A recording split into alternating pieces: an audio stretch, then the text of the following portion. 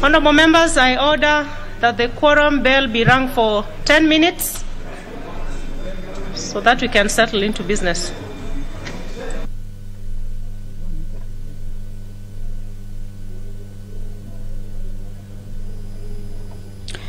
We are watching the afternoon sitting of the National Assembly. The House has kicked off its business, but there is no quorum. Members are slowly trickling in. Therefore,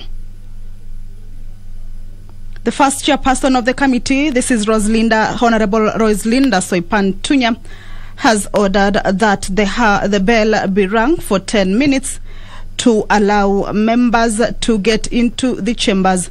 Remember, the House business starts around 2:30, but when the House opened, there were no members to form the quorum, or rather the requisite number of members required for the House to kick its business. Therefore, the bell is being rung. This is to allow members who have not reached the chambers to get into the chambers to enable the House achieve the requisite number of quorum. This is about 50 members to be precise, to enable the House go on with the House business this afternoon. But as I told you earlier on, is that the order paper this afternoon is a loaded one. There is so much that the House will be working on this afternoon. There are a number of motions or reports that were discussed on the 24th of November that will this afternoon be put to question members to see whether they will be adopting or considering some of the proposals in the report or disagreeing with them. Some of those reports include the report of the Committee of the Whole House on the Landlord and Tenant Bill, National Assembly Bill number 3 of 2021, that the House agree with the report of the Committee of the Whole House on its consideration of the Landlord and Tenant Bill, National Assembly Bill number 3 of 2021. Just to take a look at what exactly this particular bill entails, is that the bill is to repeal the Distress for Rent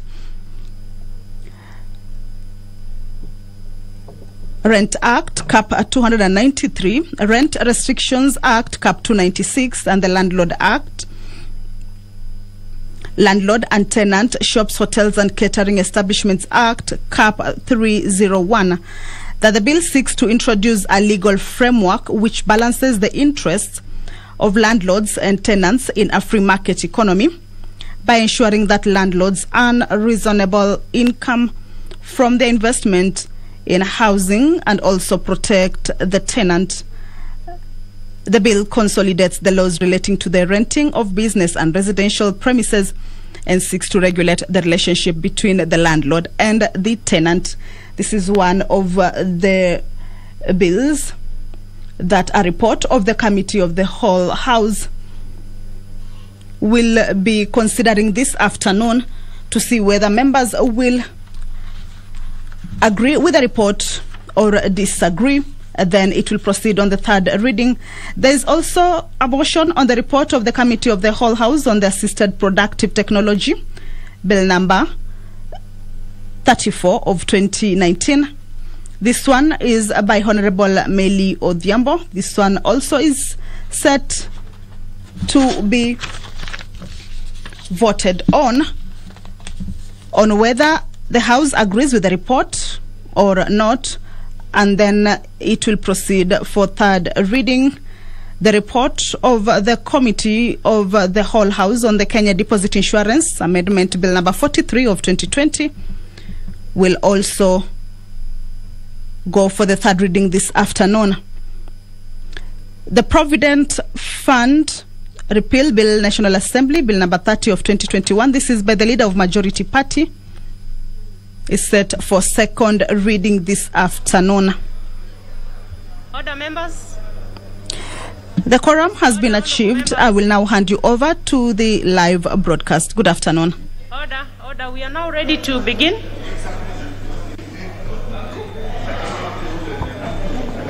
Order number 1, administration of oath. Order number 2, communication from the chair. Order, members.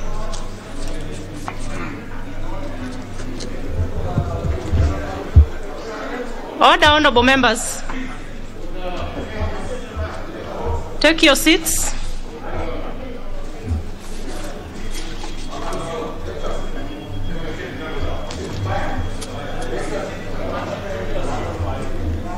Order, members, and the members coming in, take your seats quickly.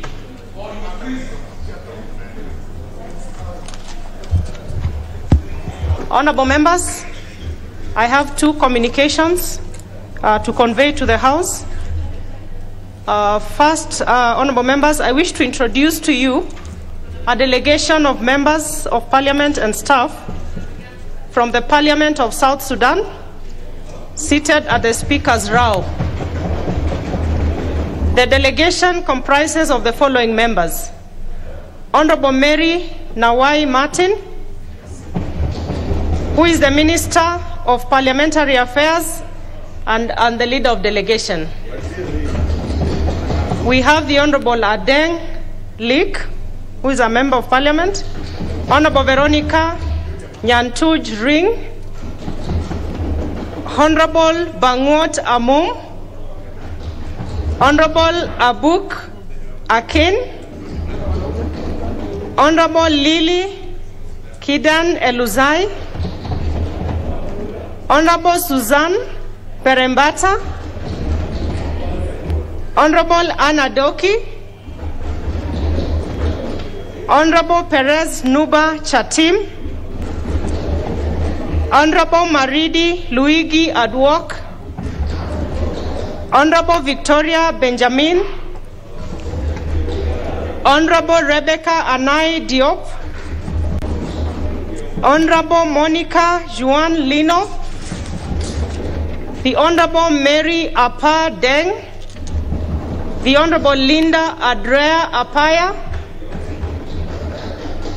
the Honorable Sarah Nyakwoth Kwach. The delegation is also, order members, the delegation is also accompanied by Mr. James Francis Kutiote, who is Under Secretary of Parliamentary Affairs. We have Ms. Victoria Nyakuo, who is Private Secretary. We have Mr. Dominic Kango Amos, who is a Protocol Officer. We have a representative from UN Women, Ms. Shukriya Sayed. We have Mr. Edmund Yakani, who is Coordinator, SEPO. And finally, Mr. Nema Juma, who is a monitor, Juba Monitor newspaper media. Honorable members, the delegation is in the country on a benchmarking visit to our Parliament, specifically to share experiences and learn good practices with their counterpart committees. And on my own behalf and that of the House, I wish to welcome them to the National Assembly and wish them fruitful engagements during their stay in the country. Karibuni. Honorable members, I have a second communication which concerns the seating arrangements during the State of the Nation address by His Excellency the President of the Republic of Kenya.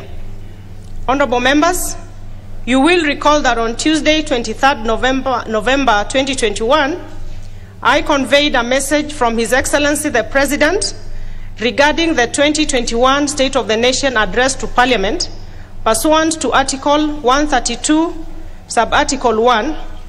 The address is scheduled to take place on Tuesday, 30th November 2021 at 2:30 p.m. in the National Assembly chamber.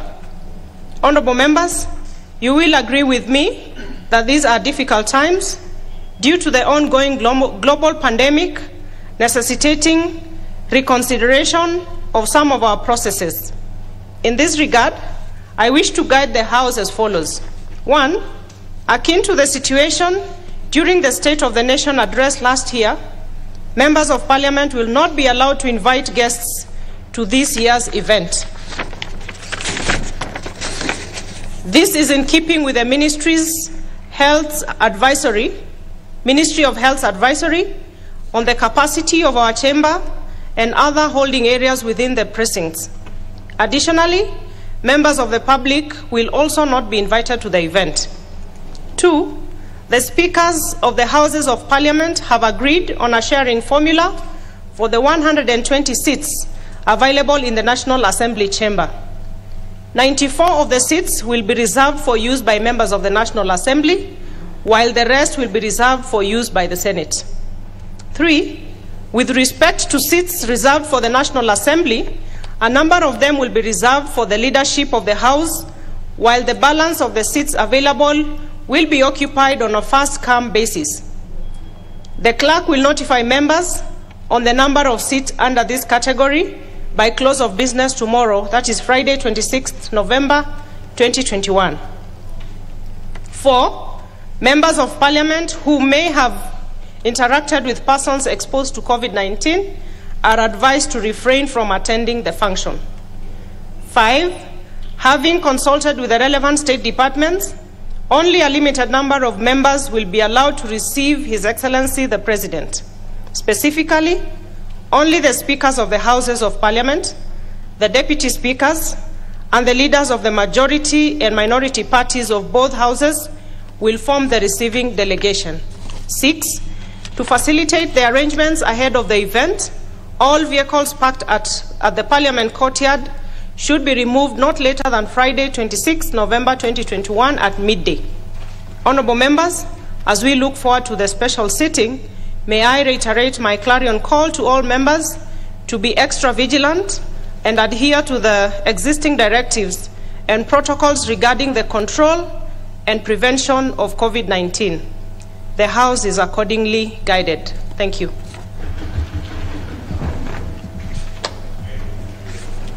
Order number 3, messages.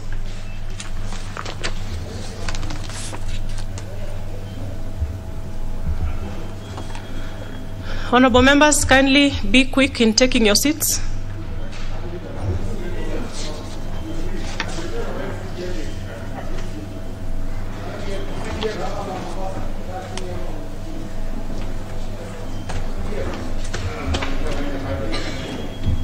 Order, members.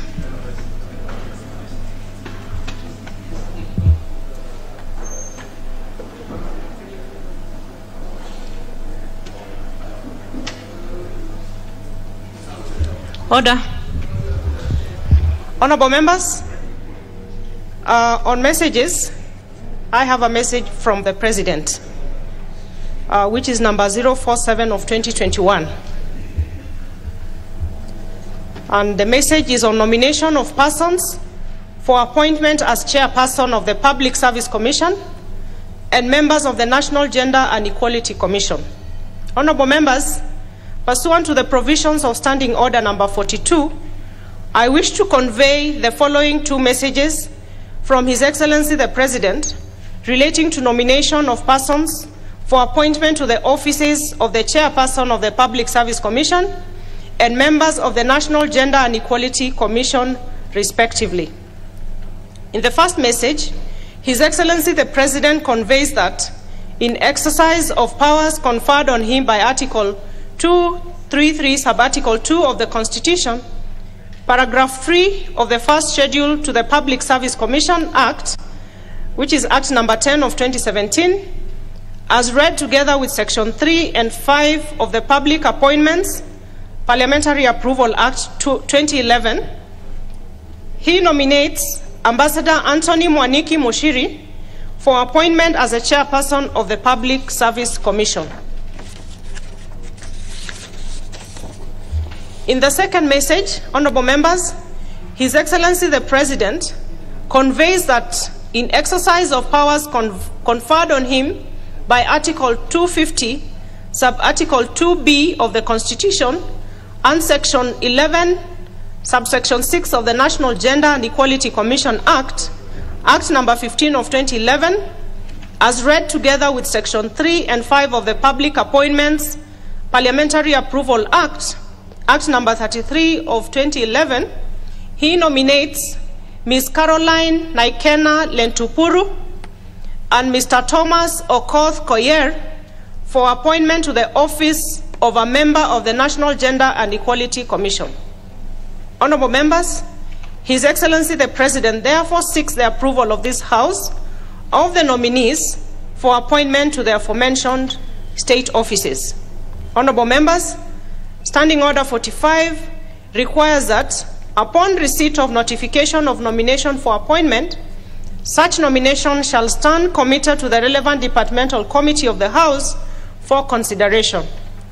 In this regard, pursuant to the provisions of this standing order, therefore, and paragraph 3 of Standing Order 42 on messages from the President, I hereby refer the message relating to appointment of persons to the National Gender and Equality Commission to the Departmental Committee on Labor and Social Welfare to undertake the necessary approval hearings. Similarly, I also refer the nomination of the chairperson of the Public Service Commission to the Departmental Committee on Administration and National Security to also undertake the necessary approval hearings. Honorable members, whereas the Public Service Commission Act 2017 and the National Gender and Equality Commission Act 2011 provide a lesser period within which the House is to consider the respective nominees, Section 8 of the Public Appointments Parliamentary Approval Act, Act number 33 of 2011, requires the National Assembly to undertake the exercise within 28 days. In this regard, the committees should undertake approval hearings and submit their report within the 28-day period provided for the Public Appointments Parliamentary Approval Act, Act number 33 of 2011, being the most recent amendment made by Parliament with respect to the general period of vetting of state appointees. Honorable members, in view of the above, I wish to guide the two departmental committees and the House as follows. 1, that the committees should notify the nominee and the general public of the time and place for holding the approval hearings in good time. The notification should therefore be made tomorrow, Friday, November 26th, 2021, and 2, that the committees should thereafter commence the necessary approval hearings and submit their respective reports to the House within their statutory timelines.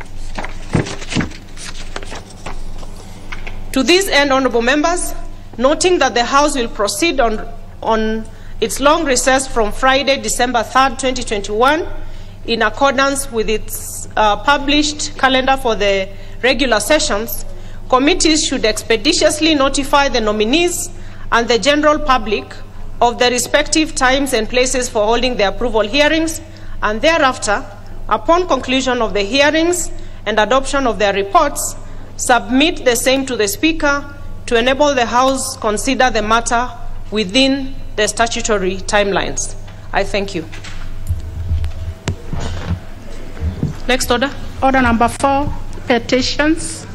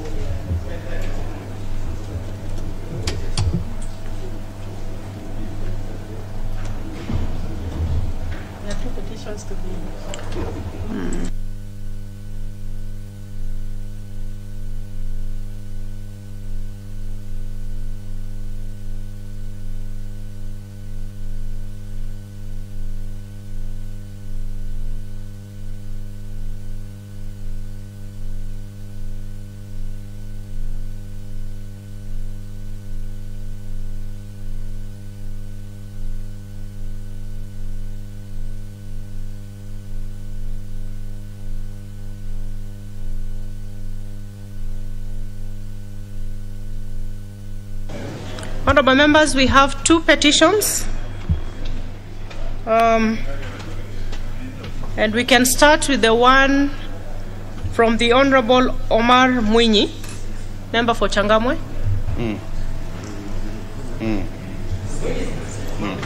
Honorable Mwinyi. Asante. Thank you very much, Madam Chair. Madam Speaker, first and foremost, I also wish to join you in welcoming our guests to our beautiful country, and I wish them a good stay and good learning experiences in our beautiful country together with its people. Welcome to our beautiful country, Kenya. Madam Speaker, I, the undersigned, on behalf of the boards of management, parents and students of Changamwe Primary School, Changamwe Secondary School and Changamwe Girls Secondary School in Changamwe constituency, draw the attention of the House to the following: that Article 60 of the Constitution of Kenya 2010 provides that land in Kenya is to be held, used and managed in a manner that is equitable, efficient, productive and sustainable, and in accordance with, among others, the principles of equitable access to land, security of land rights and transparent and cost-effective administration of land. That Changamwe Primary School, Changamwe Secondary School and Changamwe Girls Secondary School currently occupy the land registered as plot number MN Section 6, Mainland North, stroke 3458R in Changamwe constituency, which was procedurally and legally allocated to them as public utility land by the Municipal Council of Mombasa. That part of the land was irregularly hived off and allocated to Messrs. Staff Development Limited or PO Box 43240 Mombasa on a 99-year lease. Number 4, that in May 2000, the proprietors of TAF developers proceeded to erect a wall around the said parcel of land and illegally took possession of it, thereby denying the school their right of access to the land. Number 5, that this illegality has greatly inconvenienced the 3 schools, since it deprives them of the use and enjoyment of the land, which is urgently needed for their daily use and future expansion plans, in view of the fact that the schools have a combined population of over 2,000 learners whose education is now in jeopardy. Number 6, that repeated attempts by the boards of management, teachers and parents of the 3 schools to seek appropriate redress concerning the illegal dispossession of their land have not borne much fruit. Number 7, and that the issues in respect of which this petition is made are not pending before any court of law or any constitutional or legal body. Now, therefore, your humble petitioners pray that the National Assembly, through the Departmental Committee on Lands, urgently intervenes to secure comprehensive investigation of the matter by the Ministry of Lands in collaboration with the National Land Commission, with a view to facilitating the reverting of the said parcel of land back to Changamwe Primary School, Changamwe Secondary School and Changamwe Girls Secondary School, and makes any other orders in the interest of pupils and students of the 3 schools as it deems fit in the circumstances of the petition. Thank you, Madam Speaker, and I submit. The petition is duly referred to the Departmental Committee on Lands.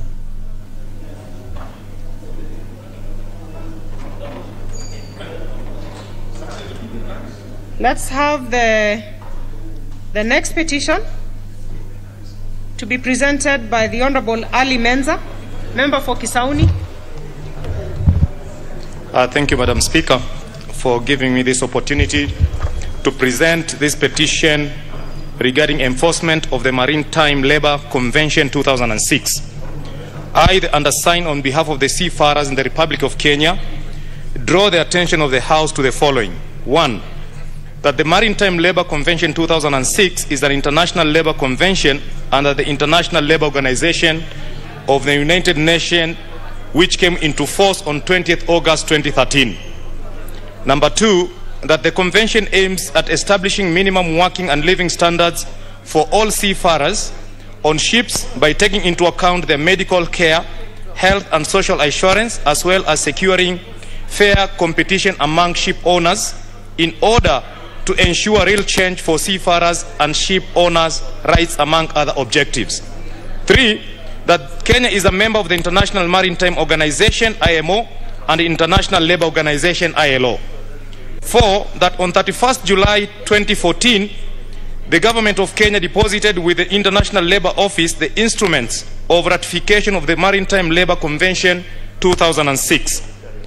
5, that on 1st July 2021, the National Assembly's Departmental Committee on Transport, Public Works and Housing had a meeting with the Principal Secretary of the State Department for Maritime, the Secretary for Internal Security and other government officials, during which it was reported that despite having ratified the said convention, Kenya is yet to ratify its later amendments. Number 6, that the government's disclosure imply that Kenyan seafarers are at ongoing risk of being exposed to a potentially hostile, rigid, and harsh internal and external working environment that may result to low productivity, high workers' turnover rates, and other undesirable effects. 7, Madam Speaker, that currently multinational shipping companies are dominating the Kenyan shipping industry, with many of them being accused of discriminating citizens in terms of employment opportunities, wages, and working conditions. 8, that the difficult situation in the Kenyan maritime industry calls for the full implementation of the Maritime Labour Convention 2006. 9, that efforts to have the matters contained in this petition with relevant government authorities have been futile, Madam Speaker. 10, that the matter contained in this petition are not pending before any court of law or any constitutional or legal body.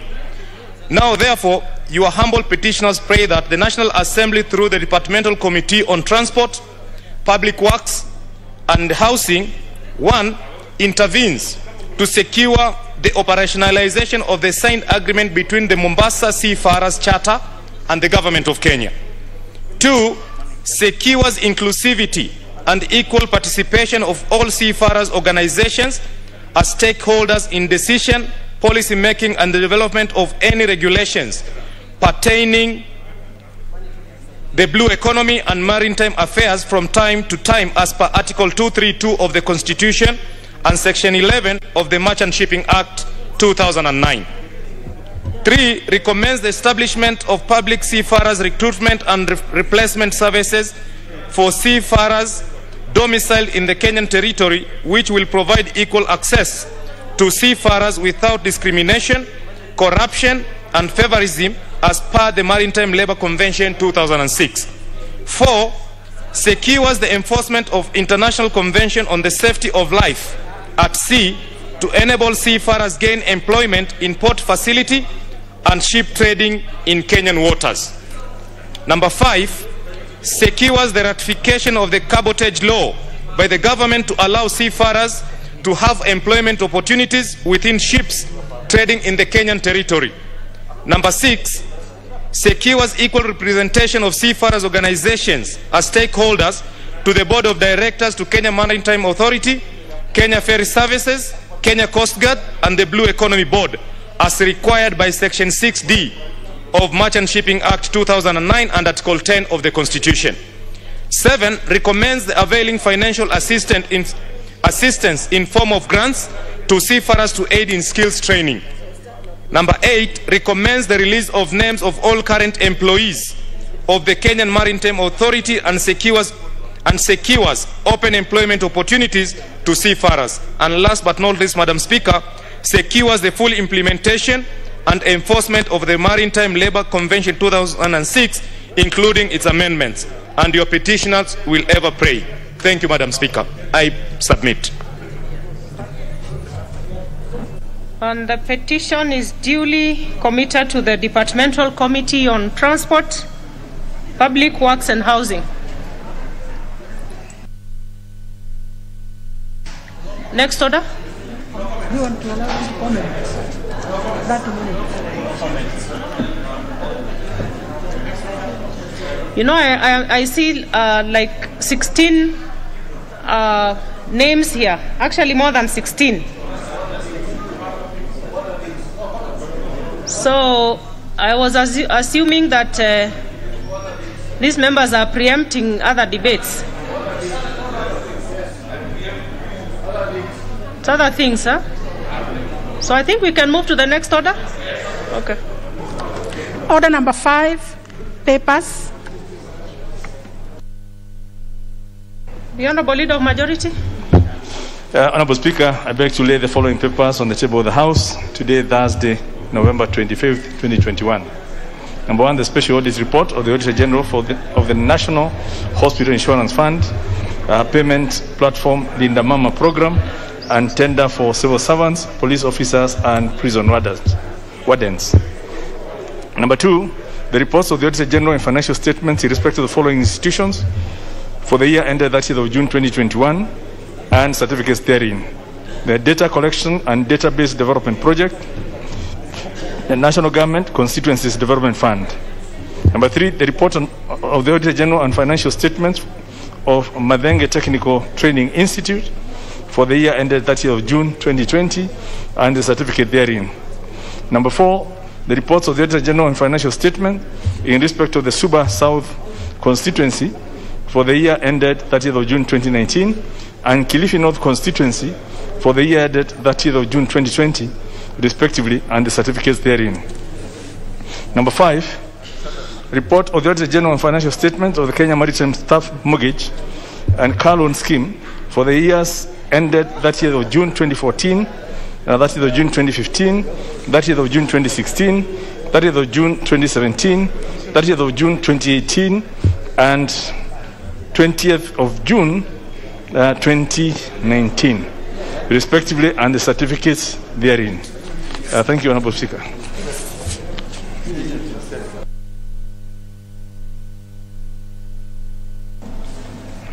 Chairperson, Departmental Committee on Education.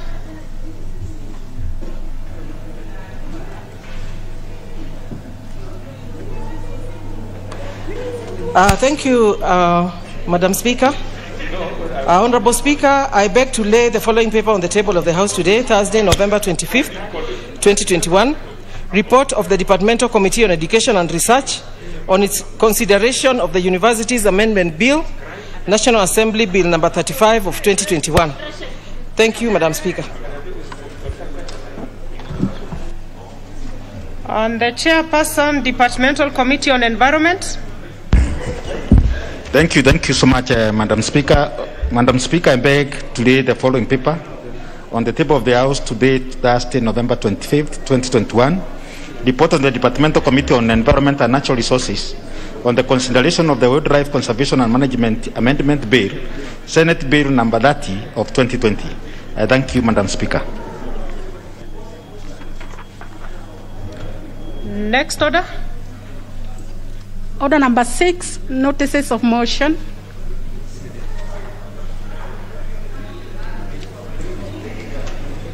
So under order number 6, we have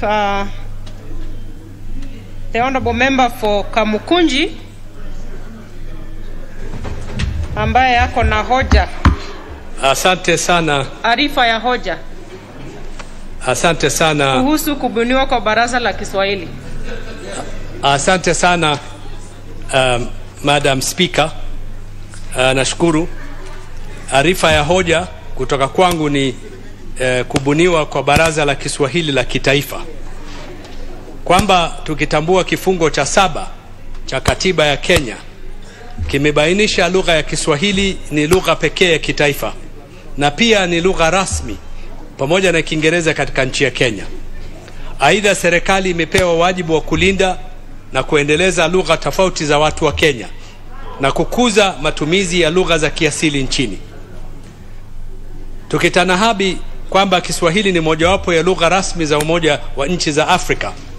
Na Madam Speaker, hivi majuzi tu Umoja wa Mataifa pia imeweka siku maalum tarehe 7 Julai kama siku ya kuadhimisha lugha ya Kiswahili kote duniani. Na pia kifungo cha 119 na 137 ya mkataba wa uanzilishi wa Jumuiya ya Afrika Mashariki, serikali imewajibika na dola za Afrika Mashariki zimewajibika kustawisha na kuendeleza lugha ya Kiswahili kama lugha ya umoja katika nchi za Afrika Mashariki. Order members. Order members. Kindly let us consult in low tones. Madam Speaker, tukifahamu kwamba nchi ya Tanzania iliunda Baraza la Kiswahili la Kitaifa BAKITA katika mwaka wa 1967 na pia Zanzibar ikabuni Baraza la Kiswahili la Zanzibar BAKIZA katika mwaka wa 2004 kwa madhumuni ya kukuza na kuimarisha na kuendeleza mbele lugha ya Kiswahili katika Tanzania bara pamoja na visiwa vya Zanzibar. Tukitambua kwamba mkutano wa 3 wa Baraza la Mawaziri wa Kenya uliofanyika tarehe 14 Agosti mwaka 2018 iliidhinishwa kuanzishwa kwa Baraza Kuu ya Kiswahili ya Kitaifa kuambatana na kifungo cha 137 cha mkataba wa waanzilishi wa Jumuiya ya Afrika Mashariki. Ikifahamika kwamba Kiswahili ni lugha ya kiasili kwa jamii za mkoa wa Pwani nchini Kenya, na pia idadi kubwa ya Wakenya ni wazungumzaji wa lugha ya Kiswahili.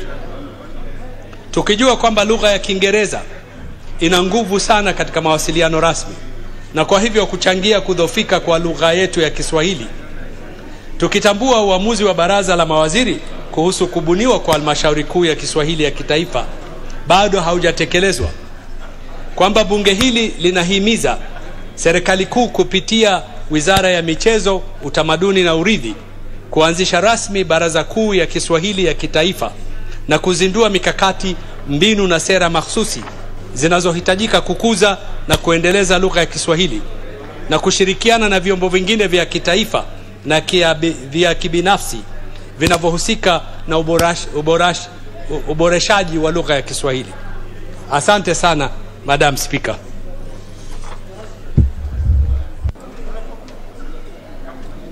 Next order.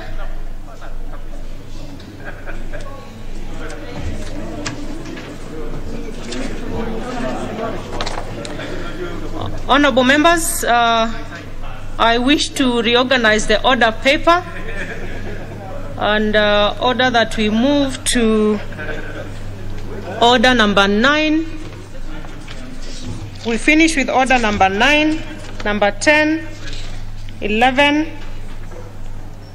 12, and 13. And then we can go back to order number 7.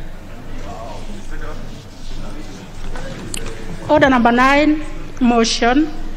Report of the Committee of the Whole House on the Community Groups Registration Bill, National Assembly Bill number 20 of 2021, question to be put in third reading. Order, members. Who is the honorable member there who just crossed the aisle? I can't tell who you are from behind your mask. No, just just stand up and walk up and do it the right way, and then go to wherever you want to go. Unfortunately, I can't tell you. Honorable Menza, it's you. Yeah. But you are even going to the other side. Now you've just remained where you are. Order, members. Honorable Sankok, take your seat. Take your seats.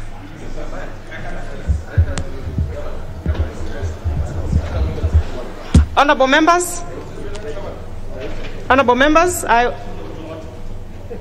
I want to put the question, which is that this House do agree with the report of the Committee of the Whole House on its consideration of the Community Groups Registration Bill, National Assembly Bill number 20 of 2021.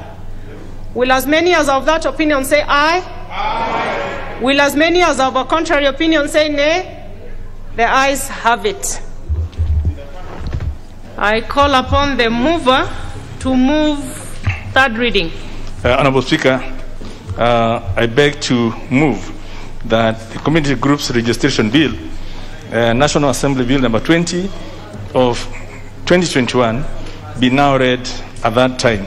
And I want to thank all the members who participated in the processing of this bill here on the floor of the House, as well as in the committees as it was coming to fruition. I also request the Honorable Wangwe to second. Thank you, Honorable Speaker. Honorable Speaker, I rise to second. Thank you. Order, members. Order. I go on to propose the question for third reading, which is that the Community Groups Registration Bill, National Assembly Bill number 20 of 2021, be now read a third time. Should I put a question? Yes. Okay. Having confirmed that we are properly constituted, I go on to put the question, which is that the Community Groups Registration Bill, National Assembly Bill number 20 of 2021, be now read a third time. Will as many as of that opinion say aye? Aye. Will as many as of a contrary opinion say nay? The ayes have it. A bill for an act of parliament to provide a regulatory framework for the registration and regulation of community groups and for connected purposes. Order number 10, report of the Committee of the Whole House on the Landlord and Tenant Bill, National Assembly Bill number 3 of 2021, question to be put in third reading. Order, members.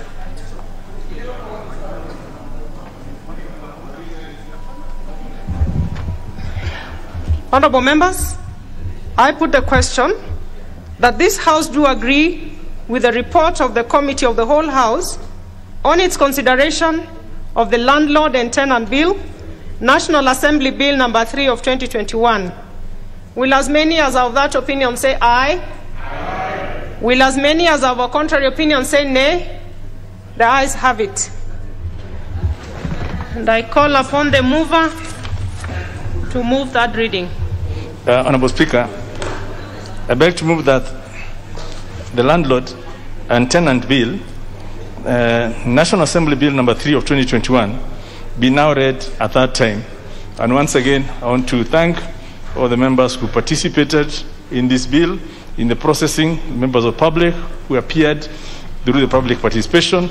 And now, at last, we have a bill, we have a law that will sort out the relations between landlords and their tenants. I also request the Honorable Posing to second. Honorable Posing. I thank you, Madam Speaker, and I beg to second. Thank you. Order. I go on to propose the question, which is that the Landlord and Tenant Bill, National Assembly Bill number 3 of 2021, be now read a third time.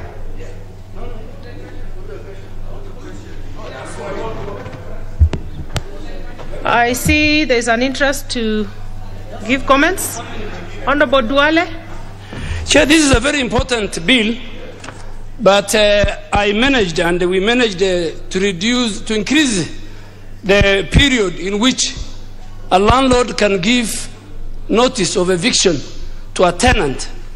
But this House, in its wisdom and numbers, decided it should be 1 month. But because this bill will go to the Senate, I will go and follow it at the Senate. Tenants are very important people.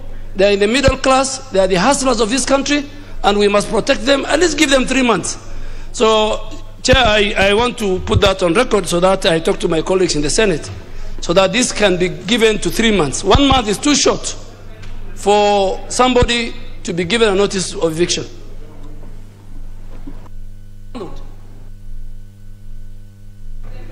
Order, members.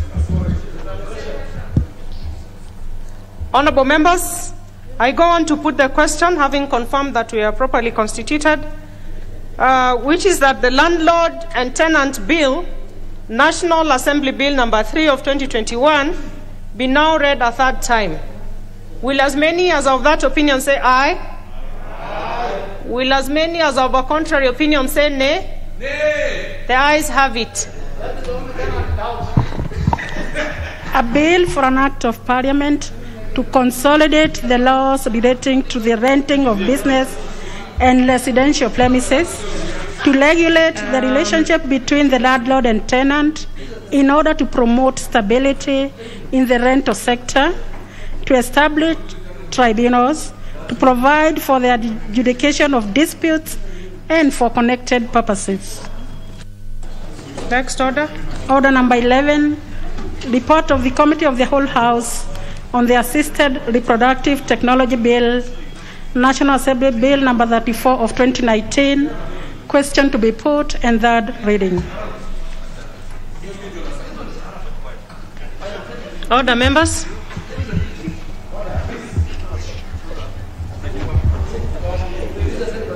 Honorable members, I put the question for adoption, which is that the House do agree with the committee in the said report. Will as many as of that opinion say aye? Aye. Will as many as of the contrary opinion say nay? No. The ayes have it. Mover. Thank you, Madam Speaker. Honorable Speaker, I beg to move that the Assisted Reproductive Technology Bill, National Assembly Bill number 34 of 2019, be now read a third time. And Madam Speaker, this bill will now give couples an opportunity, those who are struggling to have children like myself. The time is not too late. And I also request Honorable Dawood to second. Thank you. Honorable Dawood. Madam Speaker, I beg to second, and I agree that it is going to give a second chance to a lot of couples in this country. Thank you.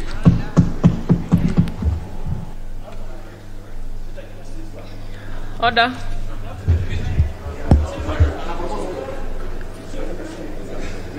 Order.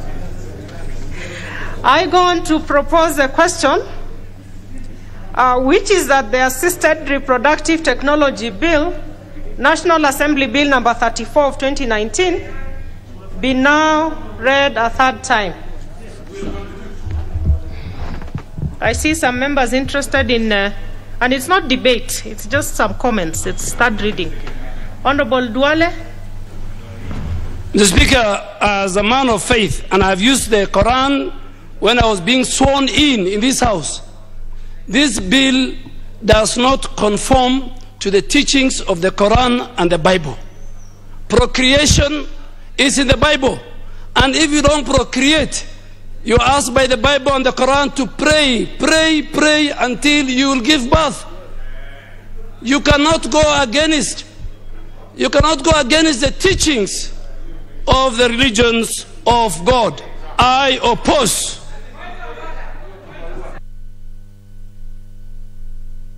Honorable Sankok. Thank you very much, Honorable Speaker. And I rise to support this bill, Honorable Speaker, because it is very important for us to give a second chance, because God gave us the chance to pray and also gave us the knowledge to know and to be able to be scientific enough to be able to assist in procreation.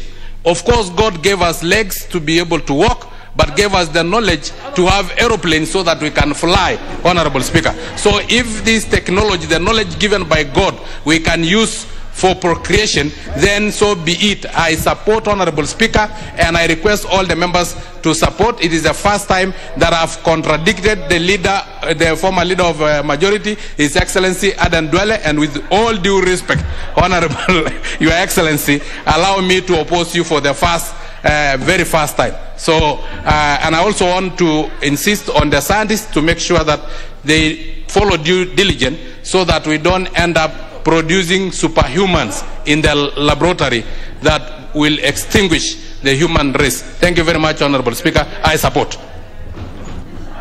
I'll give Honorable Millie, Honorable Millie being the mover, but let's not go back to debate. Thank you, Chair. Chair, I just want to indicate that this matter was actually up for debate, and members have debated. We have actually taken into account the religious issues, and as a Christian, my faith allows me. And for the ones who wanted to put, if you wanted to actually put limitations, it is allowed. By a way of amendment, this bill is going into the Senate, and my brother, Honorable Dwale, can go to the Senate and seek an amendment limiting it against the Muslims, because the Constitution allows you to be limited on matters of personal law. So you can limit it for Muslims. For me as a Christian who is both Seventh-day Adventist and Pentecostal, I am allowed. So, and because I don't have a child and I'm not as lucky as him, let him give opportunity for those of us who can't have naturally to have. And maybe he can pray better than me. Me, I pray, but my faith may be limited than his. Let my faith work for me through the doctors who God has used. Thank you, Madam Speaker. And I want to thank all those who have supported. Thank you. Order, members. Order. Order. The members who are walking in, take your seats. Order. Order, members. Order, members. Having confirmed that the House is properly constituted, I go on to put the question, which is that the Assisted Reproductive Technology Bill, National Assembly Bill number 34 of 2019, be now read a third time. Will as many as of that opinion say aye? Aye. Will as many as of a contrary opinion say nay? No. The ayes have it. A bill for an act of parliament to provide for the regulation of assisted reproductive technology, to prohibit certain practices in connection with assisted reproductive technology, to establish an assisted reproductive technology authority, to make provision in relation to children born of assisted reproductive technology processes, and for connected purposes. Next order. Order number 12, motion, report of the Committee of the Whole House on the Kenya Deposit Insurance Amendment Bill, National Assembly Bill number 43 of 2020, question to be put in third reading. Order, members. Order, take your seats, members.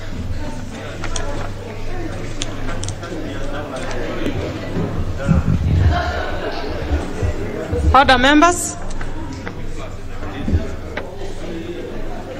I go on to put the question, which is that the House do agree with the Committee of the Whole House on its consideration of the Kenya Deposit Insurance Amendment Bill, National Assembly Bill number 43 of 2020. Will as many as of that opinion say aye? Aye. Will as many as of a contrary opinion say nay? The ayes have it. Mover. Thank you, Madam Speaker. I beg to move that the Kenya Deposit Insurance Amendment Bill, National Assembly Bill number 43 of 2020, be read a third time. And Madam Speaker, I thank all the members who have contributed to this, and the Chair of Finance as well, when she dropped 2 amendments to this bill. So we have got a good bill that within 6 months, shortest time, within 6 months, will be approved. So, Madam Speaker, I request Honorable Sankok 001 to second the bill. Thank you very much, Honorable Speaker, and I thank all the members who contributed to this bill, because I was in this House from the beginning to the end of this bill. So I beg to second. Order.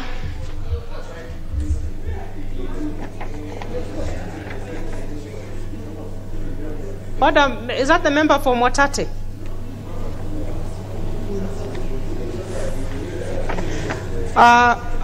I propose the question that the Kenya Deposit Insurance Amendment Bill, National Assembly Bill number 43 of 2020 be now read a third time. Should I go on to put the question? Yes. I go on to put the question, having confirmed that the House is properly constituted, that the Kenya Deposit Insurance Amendment Bill, National Assembly Bill number 43 of 2020, be now read a third time. Will as many as of that opinion say aye? Aye. Will as many as of a contrary opinion say nay? Nay. The ayes have it. A bill for an act of parliament to amend the Kenya Deposit Insurance Act and for connected purposes. Order number 13, the Provident Fund Repeal Bill, National Assembly Bill number 30 of 2021, second reading, question to be put.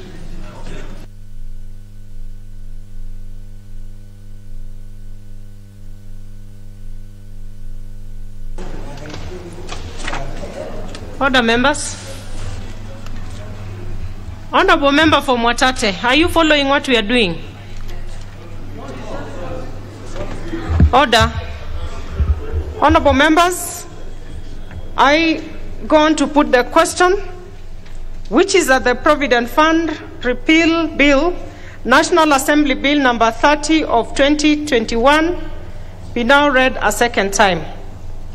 Will as many as of that opinion say aye? Aye. Will as many as of a contrary opinion say nay? Nay. The ayes have it. A bill for an act of parliament to repeal the Provident Fund Act and for connected purposes. Next order.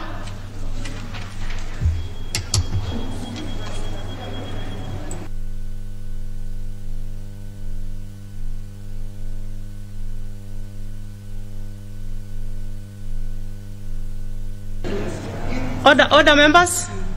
Still on a bit of reorganization of the order paper, I order that we do order number 8, and then we shall go back to order number 7. Order number 8, procedural motion, resolution to hold a morning sitting on a specified Thursday. Leader of majority. Honorable Speaker, I beg to move that, pursuant to the provisions of Standing Order 33B, this House resolves to hold a morning sitting on Thursday, December the 2nd, 2021, commencing at 9:30 a.m. for purposes of considering priority business ahead of the December recess. Members, you'll be aware that next week we have one day, Tuesday, being taken by the State of the Nation address.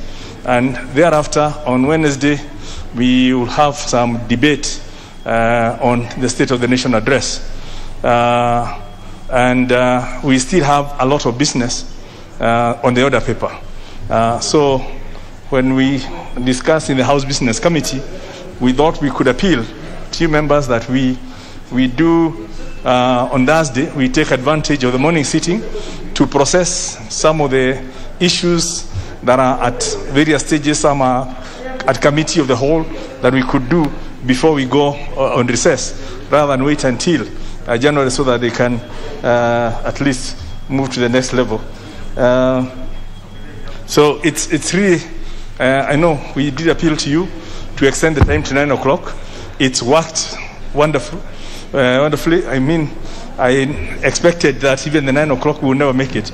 But actually it has been working, and it's been full throughout with very rich debate in the evenings. So on Thursday, if you agree, Thursday next week, we will then start at 9:30 in the morning and continue all the way to 9 p.m. Members are at liberty, obviously, when they want to attend, to come and prosecute their business and also do other business. Then by the time we leave at 9 p.m. on Thursday night for the recess, at least we have covered most of the things that are on the priority list that need to be sorted out. So that's really the appeal to the House. I beg to move and request my predecessor, Honorable Duale, to second. Honorable Duale. Thank you, Madam Speaker. I think this is something we usually been doing every time we come to the end of a session. And because Tuesday will be a day we shall be occupied with a constitutional function where the President will make an address to the House. Following that, we need to also to discuss the speech of the President and also finish any other important business before we go for the long recess. So that is why we are saying we start early in the morning on Thursday. Of course, Wednesday we have a full day. Then we start early in the morning on Thursday so that any other important legislative item that cannot wait the last and the final session of this August House. Because, Madam Speaker, some people think they have 2 years. Next year, when we come back, that is the final leg of the term of Parliament. Yeah, so only one session, so that we don't become unfair to the people of Kenya. We do that and support the Leader of Majority, the motion. I second.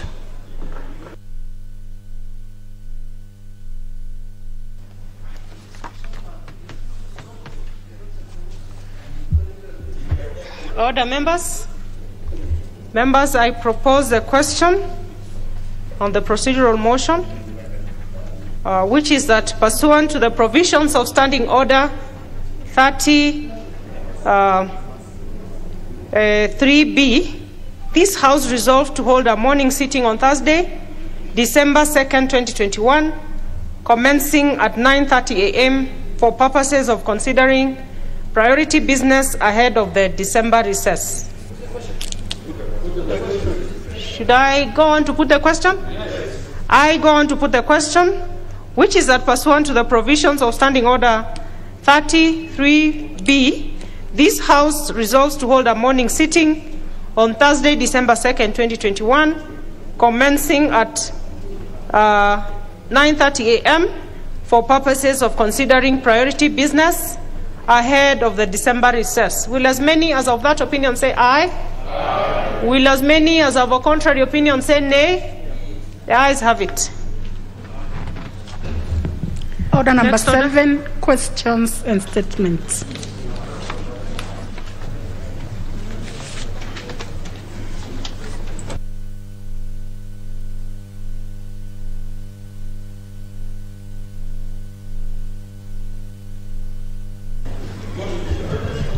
Honourable members, we will start with the Honourable Member for Trans Nzoia County, Honourable Janet Nangabo.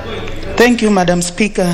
Madam Speaker, I rise to ask question number 486 of 2021 to the Cabinet Secretary of Education. Are there plans to establish public university in Trans Nzoia? Trans Nzoia County has provided for by the University Act 2022, requiring every county to have at least one public university. Thank you, Madam Speaker. So this goes before the Departmental Committee on Education and Research. Honourable members, kindly consult in low tones. The next one will be by the Honourable Kabinga Wachira. Honourable Speaker, you know you have asked them to consult in low tones, but I think they did not hear. So you may want to...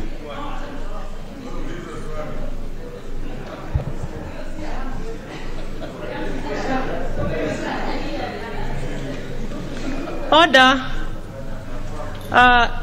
Leader of Majority Emeritus, with the member for... You know they are not hearing. For Meru. Is it the member for Meru County? Oh, Gatundu. Member for Gatundu South. Is it North? Gatundu North. And the member for Mbita. Suba North. Please. You don't even seem to be consulting because you are doing it across the aisle. It's like you're having a public address or something. Let's listen to the Honorable Kabinga. Thank you, Honorable Speaker. I beg to ask question number 495 of 2021, and even as I do so, Honorable Speaker, lately there are so many questions that are going to the Cabinet Secretary for Energy, and I hope the Chair, Energy, will expend some of these questions to be responded to, Honorable Speaker.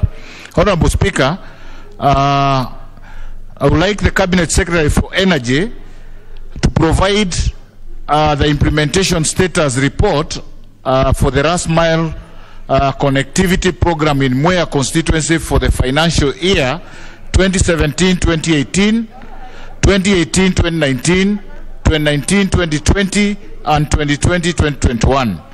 2, could the Cabinet Secretary indicate when the Ministry plans to connect electric power to the home of one Kanjega Tito of ID number 34096263 at Kadhiga location, who paid Kenya shillings 35,000 connection fee on June 24th, year 2011, via quotation number E25-2020-11-080153.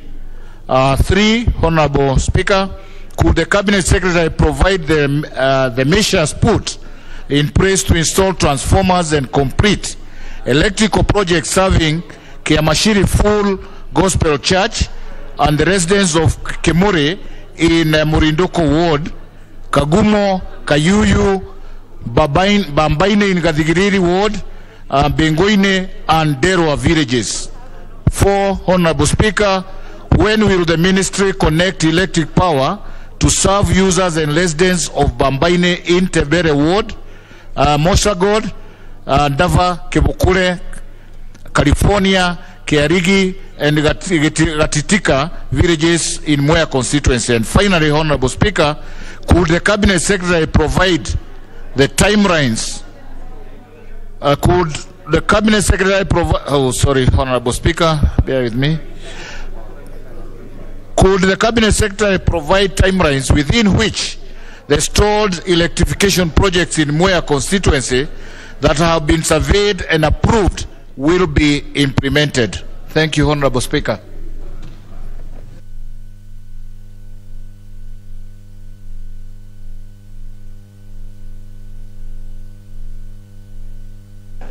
So this goes to the Departmental Committee on Energy. Let's go to the Honorable Bishop Titus Kamala. Okay, thank you, Madam Speaker. I rise to ask question number 500 of 2021, and this question goes to the Cabinet Secretary for Transport, Infrastructure, Housing, Urban Development and Public Works. Question number 1, could the Cabinet Secretary provide a progress report regarding the construction of the Lurambi-Navajola Road, classified as C41, in Lurambi constituency, which stalled in April 2021? Question Roman 2, could the Cabinet Secretary explain why the contractor abandoned the project in April 2021 and indicate the action to be taken against the said contractor for failure to meet his contractual obligations, including blacklisting him from being awarded other tenders in the region? Question Roman 3, could the Cabinet Secretary avail details of the new contractor, including name, address, and nationality? Question Roman 4, could the Cabinet Secretary provide the measures that the Ministry has put in place to ensure speedy completion of the said project to the said standards and state the expected completion timelines? Thank you, Madam Speaker.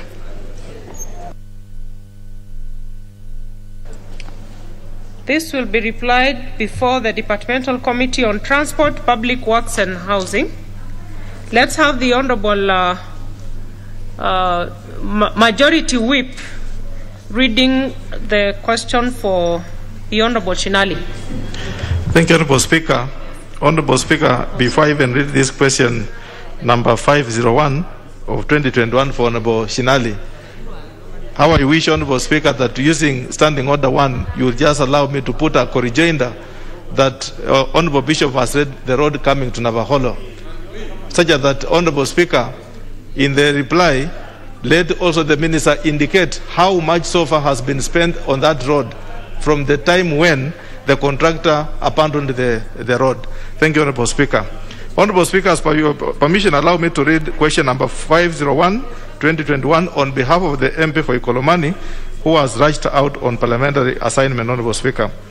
The member for Ikolomani, Honorable Bernard Shinali, to ask the Cabinet Secretary for Petroleum and Mining, when will the government issue a lease to an investor towards the establishment of a gold refinery in Ikolomani constituency in regards to the lease applications requested by the Ministry on 28 June 2021 for the land parcel LR numbers Kakamega/Iguhu/2658 and Kakamega/Iguhu/2659.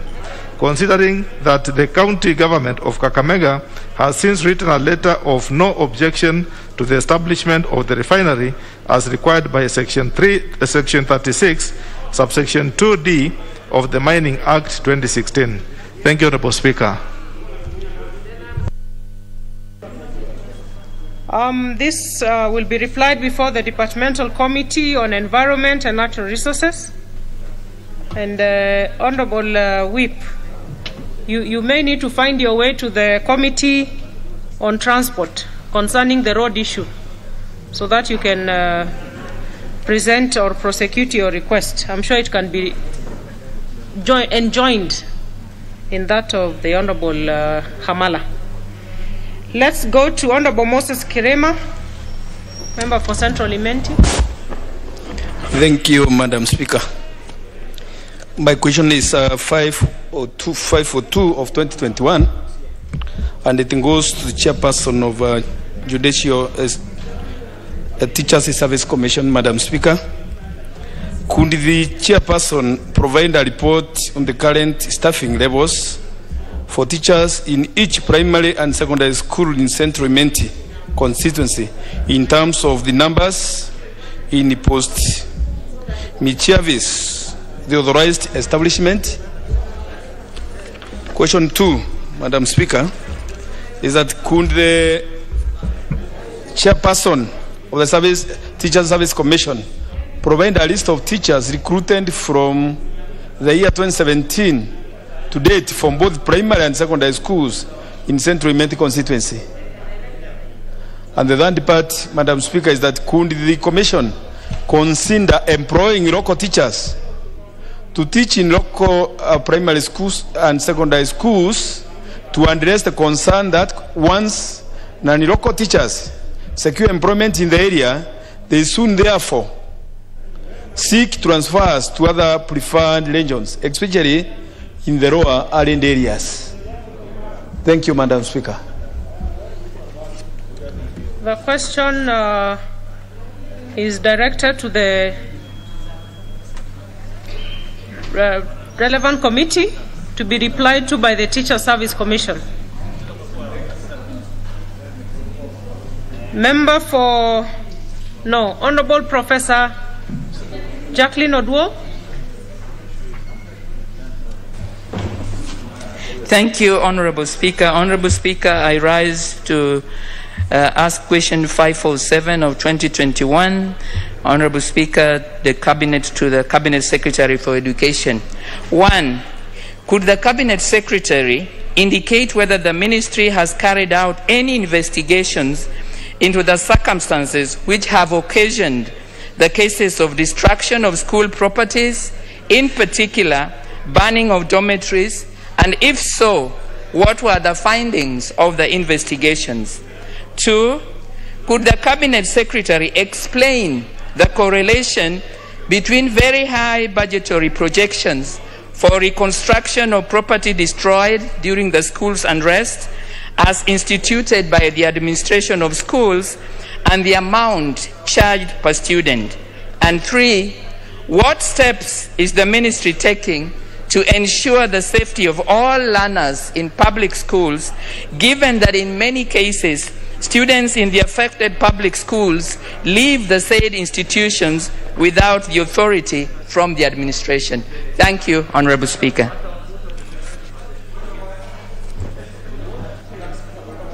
This is a question to be replied before the Departmental Committee on Education and Research. Honorable Sankok, what's out of order in the questions?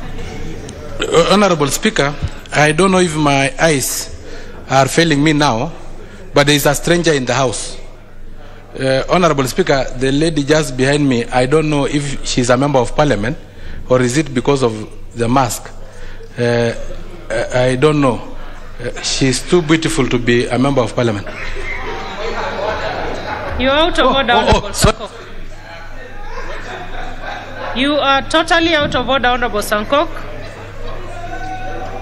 That's the Honorable Member for Gatundu North, Honorable Annie. So you're out of order, Honorable Sankok. You might just be attracting attention to yourself and the Honorable Member by asking that irrelevant question.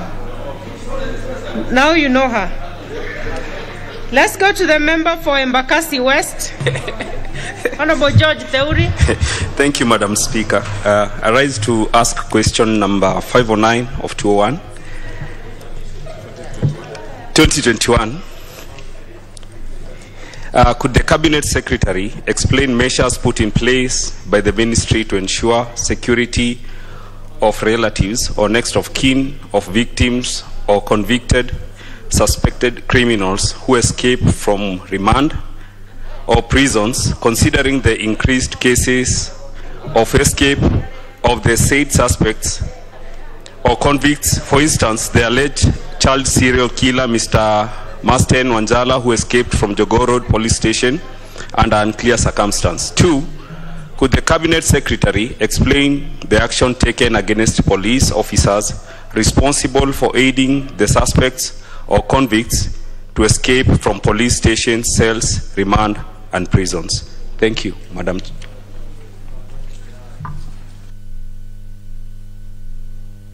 So the question to be replied before the Departmental Committee on Administration and National Security. Honorable Longondo Were.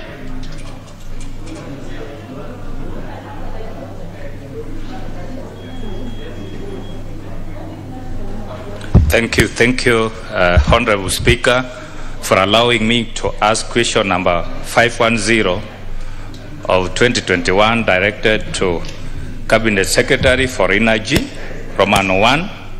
Could the Cabinet Secretary explain the causes of persistent power blackouts and power surge in Oyugis town in Kasipul constituencies that have led to the massive losses for the business community and damages to household electronic devices? Roman 2, could the Cabinet Secretary explain when the street lighting projects under the last mile connectivity programs on the following roads in Oyugis town and its environs as expected to be completed? Oyugis Kosele, Nambakarabok, Kawere Market, Oyugis Secret Town, Oyugis Kuoyo, Oyugis Manyoro Market, Oyugis Nyangiela Dole and Ombek Market, Oyugis Gamba, and Oyugis Rodika Kuom, and Oyugis Roga Market in Oyugis Town. Roman 3, could the Cabinet Secretary provide a status report for the last mile connectivity programs in Kasipul constituency? Roman 4, could the Cabinet Secretary explain the status of electric power connectivity to schools and learning institutions in Kasipul constituency? Thank you, Madam Speaker. This to be replied before the Departmental Committee on Energy. Let's have the member for Langata, Honorable Korir. Thank you, Madam Speaker. I rise to ask the question number 511 of 2021 to the Cabinet Secretary for Transport, Housing, Urban Development and Public Works. Number one, could the Cabinet Secretary explain the stalling of the construction of the following markets in Langata constituency: Karen Market, Talent Market in Mugumoini Ward, and South Sea Market? Number two, what measures have been put in place to ensure that the said projects are completed, and could the Cabinet Secretary provide the expected completion time? Thank you, Madam. This will be replied before Madam Speaker, it's also important to note that these functions were county government functions, but they were transferred to national government through the NMS. And you know, as you know, Madam Speaker, NMS is an amorphous body that you cannot even ask a question from this parliament, from this house, because you don't know where it's staying. So that's why I've asked this question to the Cabinet Secretary for Transport, Housing and Urban Development. You will get your reply through the Departmental Committee on Transport, Public Works and Housing.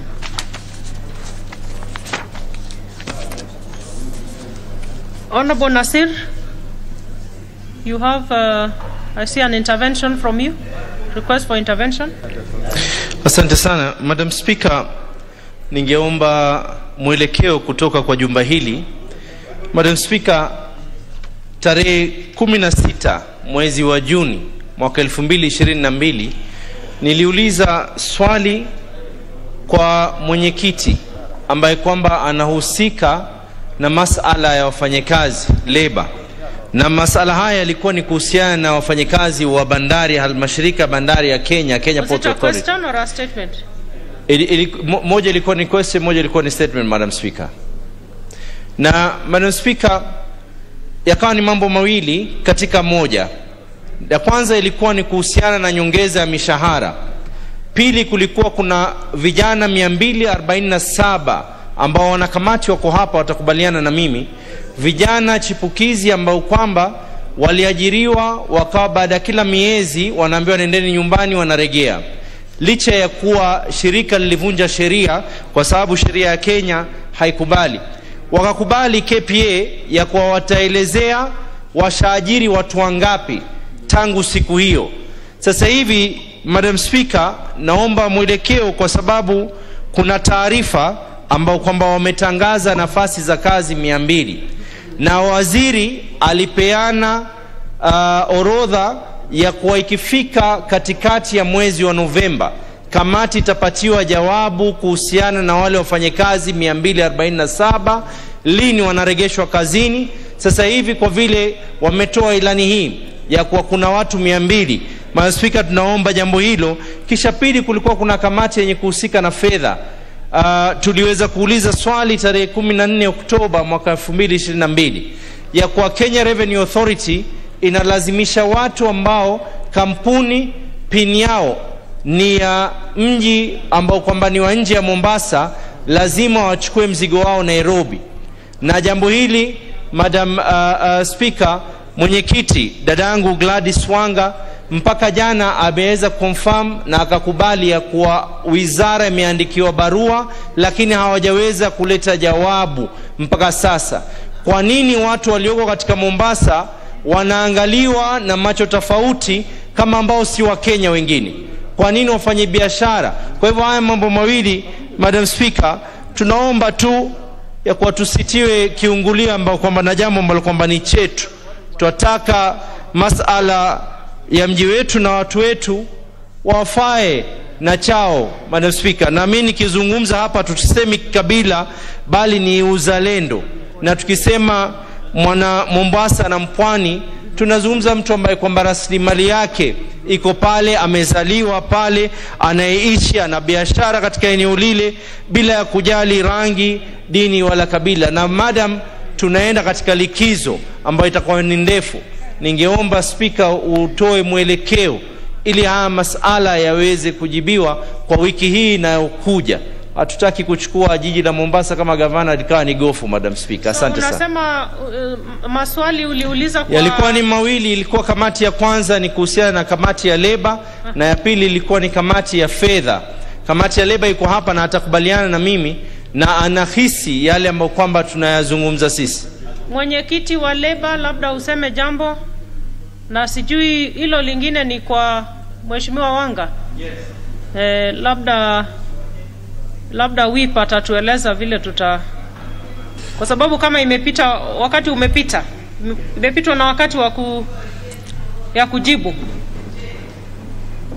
Mheshimiwa Nasir, nauliza, wakati ulipewa wa majibu umepita?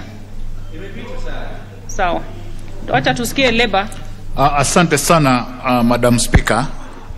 Madam Speaker, ni kweli mbunge mwenzangu alikuwa na maswali mawili, ama alitaka tumjibu kwa mambo mawili, na tukawa tumejibu jambo la kwanza. Jambo la pili lilikuwa kuhusu wale wafanyikazi 247, na tukamwahidi ya kwamba kwa wiki mbili kutoka wakati ule tutakuwa tumempa jawabu, na tukamwandikia cabinet secretary husika, na pia Kenya Ports Authority wakawa wametuahidi pia ya kwamba watatupatia jawabu. Madam Speaker, tangu wakati ule tumekuwa tukiuliza cabinet secretary husika, lakini hatujapata jawabu kuhusu hawa wafanyikazi 277, na ni husuni kubwa kama vile nimesikia ya kwamba Kenya Ports Authority sasa wame kusha advertise kuajiri watu wengine kabla ya kutatua lile tatizo ama kutupatia jawabu. Madam Speaker, nitalichukua jukumu lile na kuwasiliana kupitia ofisi ya clerk, tuone kama tutamlazimisha cabinet secretary kuleta jawabu wiki ijao, sababu hili ni swali ambao limekaa sana, Madam Speaker. Kwa hivyo tutawasiliana na ofisi ya clerk tuone ya kwamba jawabu limepatianwa ama limekuja wiki ijao. Taka nitoe pole zangu kwa mwenzangu, kwa sababu amekuwa akifuatilia sana, na ni vizuri kuona ya kwamba kuna wakilishi katika nyumba hii ambao wanafuatilia sana dipoza masilahi ya watu wao waangaliwe vilivyo. Madam Speaker, nampongeza sana mwenzangu, sababu kila siku tukikutana katika korido ananiuliza lile swali, na mwamhakikishia kwamba nitaichukua, nitaifuata mpaka tupate jawabu. Mwenzangu, asante. Okay, I'm not sure there is something like corridor, but the message is home. Anyone to speak for Honorable Wanga, the National, the Planning Committee? Honorable Whip, do you have a word from Honorable Wanga?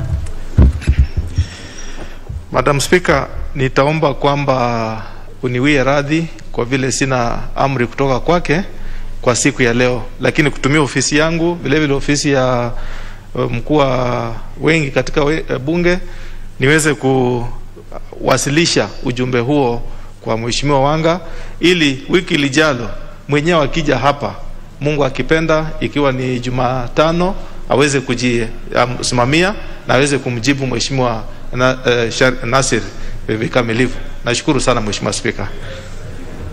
Okay, honorable members and chairs of committees. Yeah, and you should also know that when cabinet secretaries are summoned to respond to questions or statements by members, there is a way to ensure compliance as chairs. So you need to look at your standing orders and enforce them to make sure that the things deliberated on the floor of the House do not become in vain. Honorable Sankok, I see you also have a point of intervention. Be Speaker. So for the two committees, remember we are going on recess next week. So, and with the urgency of the issues raised by the Honorable Nasir, we need to hear the respective chairs actually bring back feedback to the House. Honorable Sankok. Be Speaker, pia mimi nilikuwa na swali miezi mitatu iliyopita ambao niliuliza waziri wa Interior and National Coordination, na swali ilikuwa alikuja huku bungeni na kupitia kwa Hansard akatuambia kwamba naibu wa rais ako na ekari 15,000 huko Laikipia, na akatoa stakabadhi ambao zinaonyesha ako na shamba huko.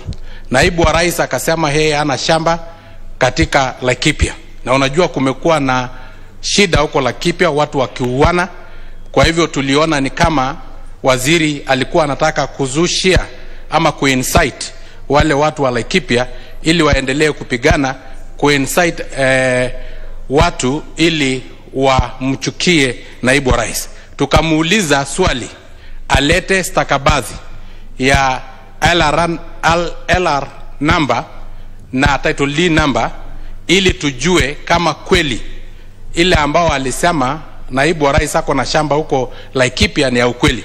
Naibu wa rais akasema kama iko shamba yangu huko ipatiwe wananchi mahasla huko Laikipia, na tulikuwa tunataka pia kufuatilia kama walipata hiyo shamba na kugawia hao hustlers ambao wako huko Laikipia. Bi Speaker, mara 3 nimeitwa, nikatoka Narok nikakuja ili nijipiwe, sijapata jawabu. Ya mwisho na Speaker Justin Muturi alipatiana directive ya kwamba nijibiwe hiyo swali Alhamisi. Tukakuja hapa kwa main chamber Alhamisi, waziri hakukuja.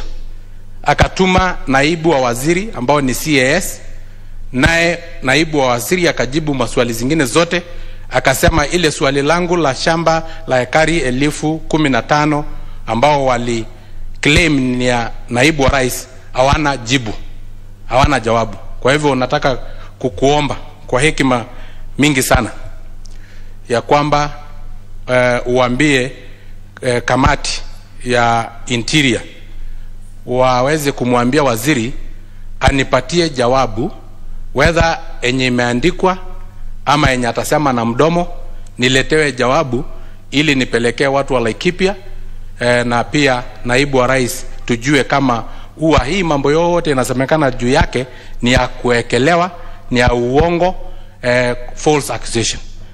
Nashukuru sana kwa kunipatia fursa hiyo. Okay, I think in the same breath, like the other 2 issues raised by the Honorable Nasir. Na Kiswahili hiki kinachanganya watu. You know, when the Honorable Sankok is speaking Swahili, you'd think he's speaking Kimasai. And I don't know why we never enforced that leader of majority. And, you know, we were supposed to be speaking Swahili every Thursday to make sure that we polish it. Because you have to listen so keenly when some members are speaking in Swahili to be able to follow what they are talking about. We need some tutorship.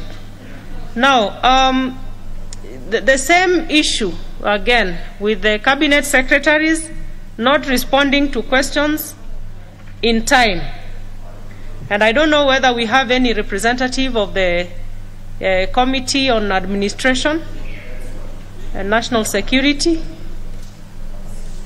We don't have. The Honorable Sankok says he raised the question has been raised 2 months ago and no word from the Cabinet Secretary. He has been called to come all the way from his constituency 3 times. It is not in order. The Honorable Whip, I think, again, I will task you to speak. Is anyone willing to speak on that or ready?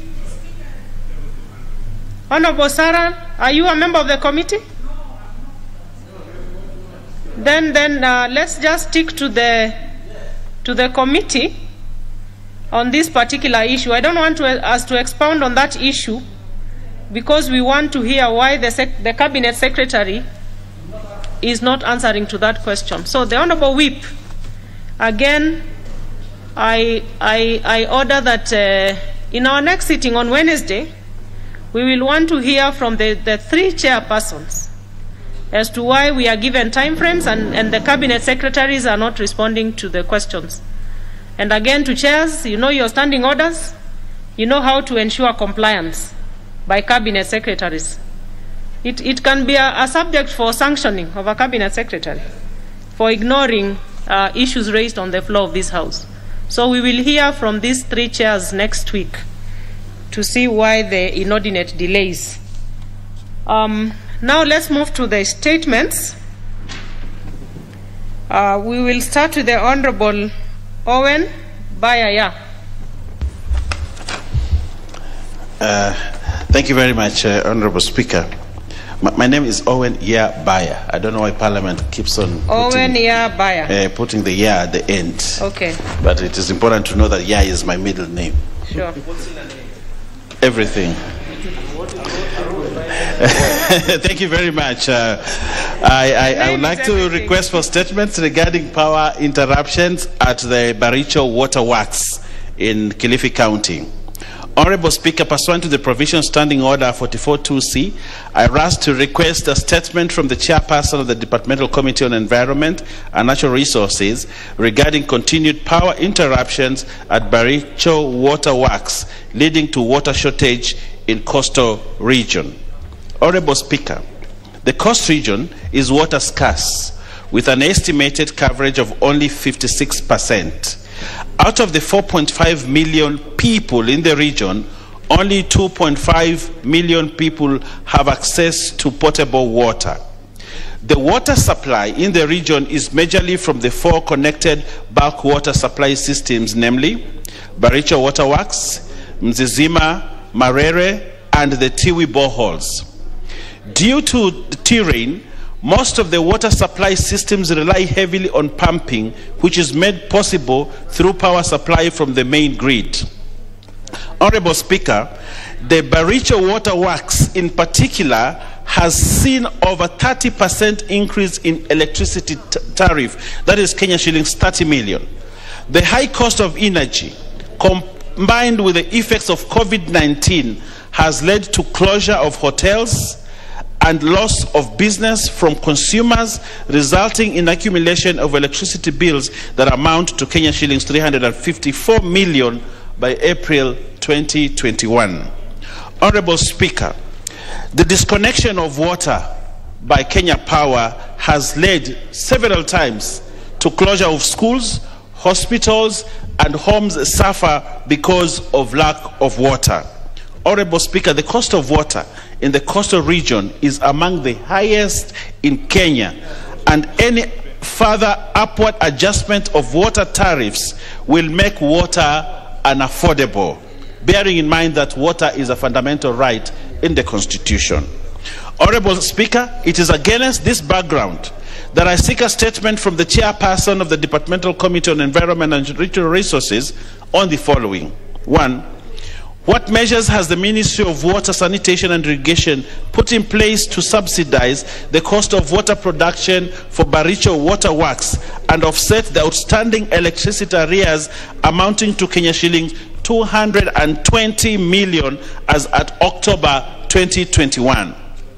What immediate steps is the Ministry of Water and Sanitation and Irrigation taking to ensure water supply is not disrupted due to power disconnections at Baricho Water Works and other water pumping stations in the country?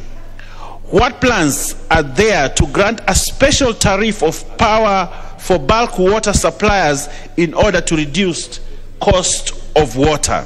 And finally, Madam Speaker, what alternative power sources is the Ministry considering to employ at Baricho Water Works to ensure sustainability of water supply? Thank you very much, Honorable Speaker. I submit. So this goes to the Departmental Committee on Environment and Natural Resources. Is the chair here? Okay.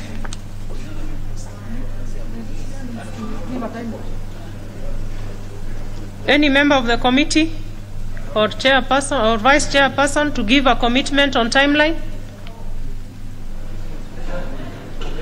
No one.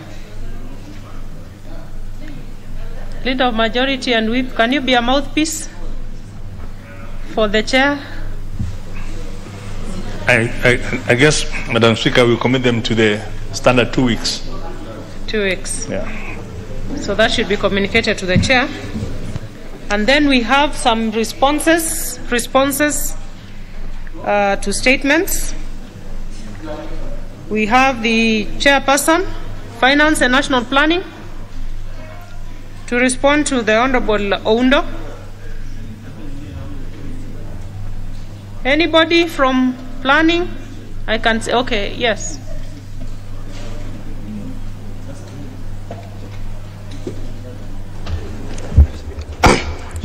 Thank you, Madam Speaker, for giving me this opportunity to read a response to a statement by Honorable Dr. Wilberforce Oudo, MP, on behalf of Honorable Gladys Wanga, who is committed elsewhere. Honorable Speaker, pursuant to Standing Order 44.2c, Honorable Dr. Wilberforce Ouda, MP, requested for statement on 17 July 2021 regarding the status of the Kenya Transport and Logistics Network. National Treasury responded as follows as to the issues raised in the statement. I. What is the legal status on the establishment of Kenya Transport and Logistics Network? Response. First response. The KTLN was established on 7th August 2020 by His Excellency the President feed the Executive Order number 5 titled The Framework for Management, Coordination and Integration of Public Port, Railway and Pipeline Services.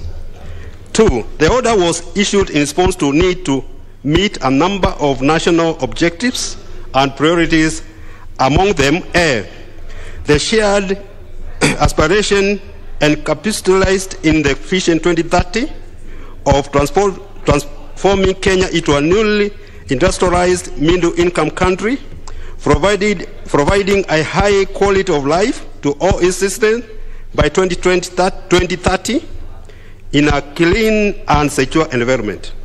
B, the solemn duty of the state to guarantee access to public goods and facilitate the enjoyment of socio-economic rights.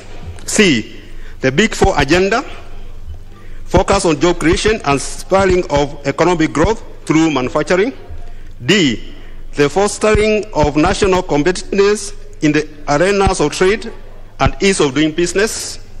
C, the compelling agency for enhancing efficiency and coordination and insulating against the rising cost of business. Duplication and insulating against the rising cost of business. F, the need to reorient ministries and state departments towards policy direction and regulatory, while also vesting commercial state-owned enterprise under the National Treasury. And G, the need to secure the maximum contribution to job creation and economic development by state-owned enterprises, assets and parastatals in line with the recommendations of the Presidential Task Force on Parastatal Reform.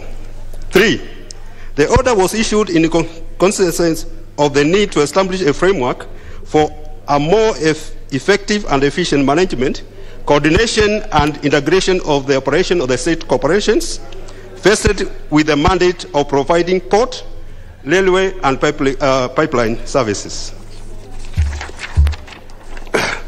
4, consequently, His Excellency the President, in line with his constitutional mandate and Article 132 and powers under Section 7.3 of the State Corporation Act, and for the purpose of securing the implementation of the objective in the executive order, reconstituted the boards of ICDC, KPA, KRC, and KPC, and the requisite gazette notices were issued and effected. Further, the administration and portfolios of KPA, KRC, KPC, and ICDC was vested in National Treasury within the National Treasury and Planning. Second question was, what is the organizational structure of this new entity vis-a-vis the existing structure for the Kenya Railways Corporation, Kenya Pipeline Company, Kenya Post Authority, and Industrial and Commercial Development Corporation, ICDC. Honorable Speaker, through the executive order and pursuant to Section 7(1) of the State Corporation Act, CAP 446, the Industrial and Commercial Development Corporation, ICDC, on behalf of the National Treasury, was vested with the mandate of coordinating the management of the state investments in ports, railway, and services. 6. ICDC on one part, and the Kenya Post Authority, Kenya Railway Corporation, and Kenya Pipeline Limited, jointly on the other part, were to enter into an agreement, the framework agreement, that is the framework, to anchor and integrate their operation towards establishing the Kenya Transport and Logistics Network. 7. The framework agreement was to secure the coordinated and synchronized implementation of the respective mandate of ICDC, KPA, KRC, and KPC, and add synergy to their structures, resources, operations, and services towards establishing a seamless and coordinated national transport and logistic network, styles as KTLN. The framework agreement was developed and signed by ICDC, KRC, KPA, KPC on 8th September 2020. In order to implement the framework agreement, the operating entities developed a joint operating agreement to address specific thematic areas of cooperation in pursuit of the 4 broad objectives. The joint operation agreements were signed on 21st December 2020. The areas of cooperation towards achievement of the objectives of the framework agreement were identified and classified into 10 specific areas, namely strategy, operation, information and communication technology, finance, governance, risk management, internal audit, shared services, communication and public relations, and change management. 10. Dedicated work streams comprising staff from the operating entities and ICTs were formed to implement the activities and each of the areas of cooperation. At the end of the June 2021, implementation of 50% of the activities were ongoing, with the remaining 50% being dependent activities scheduled to commence on completion of the preceding activities. Roman 3 was a public participation and comprehensive stakeholders engagement undertaken regarding the creation of the identity, including engaging the dog workers union as required under Article 10.227 and 232 of the Constitution. Executive orders and public participation. Executive orders number 5 of 2020 was issued by His Excellency the President, pursuant to his powers under Article 132(3) of the Constitution of Kenya, to organizing government in a bid to ensure efficient service delivery, pursuant to the executive order donated to him by the people of Kenya and under the Constitution of Kenya. 12. Article 132 of the Constitution of Kenya provides for the functions of the President. These functions include, but not limited to, directing and coordinating the functions of ministries and government departments. 13. Section 4 of the State Corporation Act provides for ministerial responsibility for state corporation. 14. Premises on the above provision of the law, it follows that the action of directing and coordinating the functions of ministries falls within the functions of His Excellency the President of the Republic of Kenya. Further, that a national functions of directing and coordinating the functions of ministries and government departments involves organizing various offices and functions of those ministries, including but not limited to various state departments. Honorable Speaker, the decision to transfer KPA, KPC, and KRC to National Treasury under the ambit of the Cabinet Secretary, National Treasury Planning from the Minister of Infrastructure is within the powers of the President.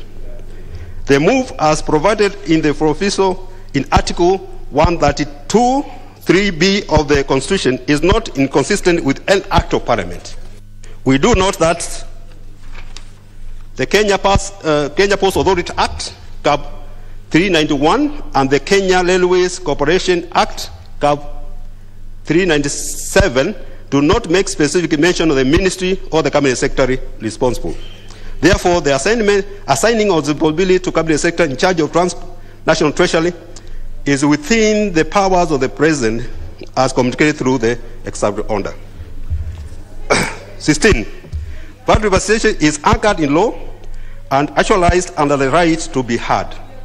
In regard to the public participation, we note that the creation of KTRN was as a result of the findings in report of the Presidential Task Force on parastatal reforms. The post was subject to public participation as indicated on page 13 thereof. Further, pursuant to Article 10 of the Constitution on National Values, the National Treasury sought to have a framework agreement under which the stockholders affected by the executive order would operate. The four state entities, that is ICDC, KPA, KPC, and KRC, National Treasury, the State Corporation Advisory Committee, and the Office of the Attorney General and Department of Justice came together to develop a working document for proper implementation of the executive order. The boards and management of the four state entities were consulted throughout the process. It is as a result of this agreement that a comprehensive framework agreement on the working formula of KTRN was agreed. Yes. How much more do you have to read? And I appreciate that it's a delegation, it's a delegated role. Yes. But you need not to read verbatim. Okay. You should try and summarize. And I can see the Honorable Loundo is very keenly following, so he has a copy of it. Yes. And of course the other members. But let's try and let's get a summary of things, so that you don't read word by word. Okay, thank you, Madam Speaker. Maybe I go to the last one. Could the chairperson explain the circumstances that led to KPA to license private companies and firms, namely regional logistics, mission courts, and port site, to compete with government with regard to port services, and how does this impact on the? I think the others just follows. Maybe I can read this one because I think it's of interest. Yeah. And remember that you should not be reading. Yes. Word by word. Okay. But just try and get a summary which makes sense to just conclude it. Okay. In 2022, the authority of capacity of warehouse space compared to demand. The board met and agreed that they should open up the port services to other private entities so that they can decongest the port. And after negotiation, which followed, and the advertisement for expression of interest by various interested lessees were granted, and which included Mission Courts, Freight Limited, who leased Shed 2, Regional Logistics Center, who leased Shed B3, and Port Site Freight Terminal, who leased Shed number 5. Currently, these companies offer cargo handling services and therefore comprehend operation of the port. That you, Madam Speaker, signed by Honorable Gladys Wanga on 16/11/2021. Thank you very much, Madam Speaker. Honorable Undo, are you happy?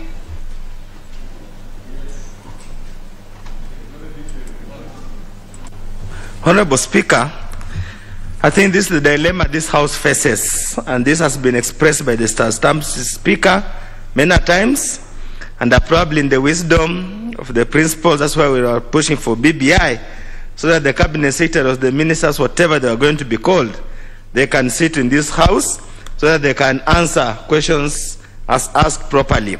Honorable Speaker, as now has become a norm, many times these cabinet secretaries are dodging committee sittings and sending probably CAS who cannot be questioned thoroughly. Honorable Speaker, the statement as long as it is, as verbose as it is, literally has nothing of substance. Sorry to use this, and I can't hold him, the committee responsible, but just needs to go on record. One or two things. It does not actually answer the questions asked. They simply take us through a litany of policy statements and policy wordings that adds no value. Honorable Speaker, number one, and more so tellingly, question 2 has not been answered at all. And that was, what was the organizational structure of the new entity vis-a-vis the existing one? We are creating an amorphous organization that seems to start to usurp the power inherently donated to Treasury to hold government assets on behalf of the government. What we are trying to do here, whatever mischief you are trying to do, nobody ever knows. And you know, with this government, you never know what it's all about. Honorable Speaker, I also want to mention on the issue of public participation. They mentioned the task force report on parastatal reform that began during the era of Honorable Mwai Kibaki. Honorable Mwai Kibaki left office in 2013. These changes were being made in 2020. You cannot, honestly speaking, use public participation done in 2001, 2002 to purport to be current public participation. Then at that rate, we are actually subverting the provisions of the Constitution. Honorable Speaker, in respect of Kenya Power, there are unions. In respect of even Kenya Power, they have unions that represent the workers. Failure to consult them is actually a transversity and a breach of the law. That's why we are saying, Honorable Speaker, as much as there's something on record, it does not answer the questions that we hoped to be answered. Probably I'll have to go back, have further consultation with the clerk's office to see how best to extract the correct response out of the ministry in respect of this matter. Otherwise, there's nothing I can do to empathize and sympathize with my colleague, because he's a harmless messenger, and there's nothing I can do. If I had the powers, probably I've told him return to the sender. Thank you, Honorable Speaker.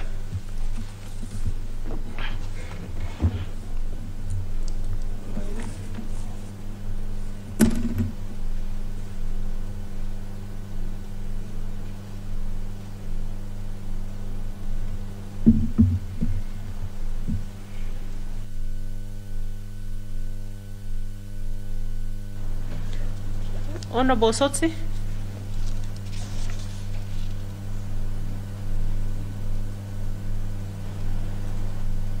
And be brief. Madam Speaker, I've been listening very keenly to the response to the request for statement by Dr. Undo, and I thought that the matter raised there was quite substantial, and I was just wondering why, though we have a limitation has been pointed out by Dr. Undo in terms of cabinet secretary sitting in this house. But I thought the committees have an obligation when a matter is of national importance like this to invite the cabinet secretary to come and respond to the issues before the answer is brought to this house. Because listening to the answers do not correlate with the question, and really it is not justice to the statement that he requested. So I would ask that, Madam Speaker, you order that the committee looks at this matter seriously. Even though they have tabled a statement, they need to look at this matter seriously and possibly give this House a report on the same. And this should apply to many other cases where members have brought statements here and there is no sufficient answers given by the respective cabinet secretaries. All right. I think Obviously, the Honorable Oundo is far from being satisfied with the. You're actually dissatisfied entirely with the response. And the Honorable Kimilu is just reading a statement written by someone else through the chair. And I think for us to address the issue adequately, the committee should summon the Cabinet Secretary and invite the Honorable Oundo and any other interested members to again, or rather to listen to the, a face-to-face engagement with the Cabinet Secretary, because you seem to be rubbishing the whole thing, that it does not respond to. You're on cross purposes with what has been given, it seems. So Honorable Kimilu and the chair, that should be the direction. Because no one can speak for the author of that statement. Chair, I'm Honorable David Mboni, not Kimilu. Honorable Mboni? Mwalika, yes. Yes, Honorable Mwalika. So you got the point to be relayed to the chair. So Honorable Oundo, you need to follow up, and hopefully that can be done the soonest possible. Let's have the Honorable Chair for Finance and National Planning once again responding to the Honorable Aden Duale. Honorable Mwalika. Thank you, Chair. The Honorable Duale is not here.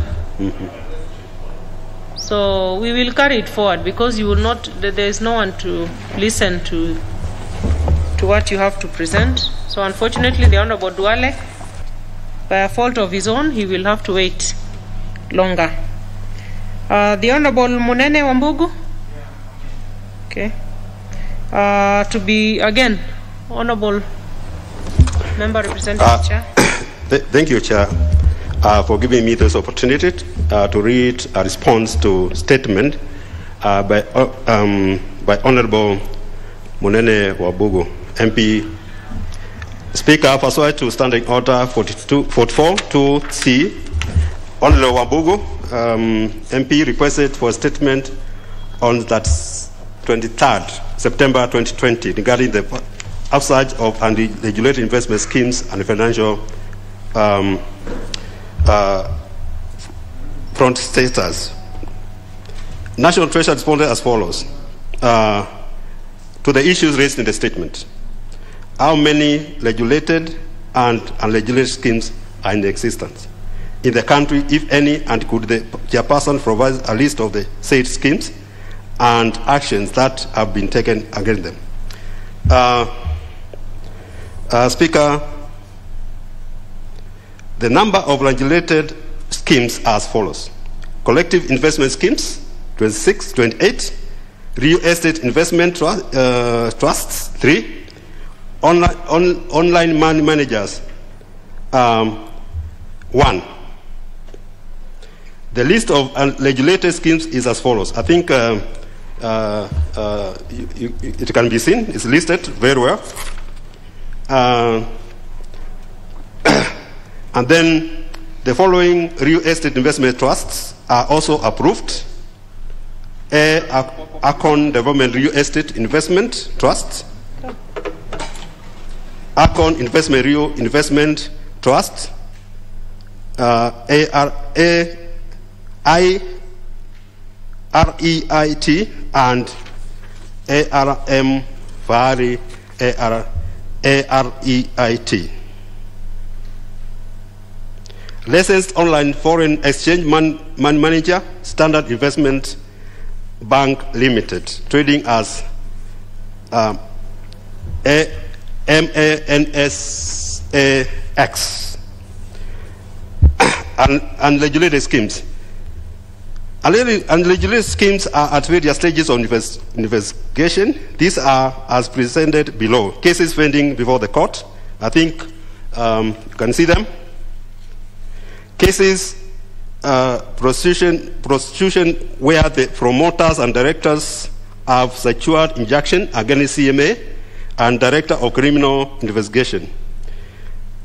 Start with Cyton Investment Limited. On behalf of Cyton High-Yield Solutions, has various stay orders against CMA and DCI, barring taking of any certain action. Certain has since filed civil suits against the CMA, Chief Executive Officer, and some managers of CMA. Cases under investigation, you can see them.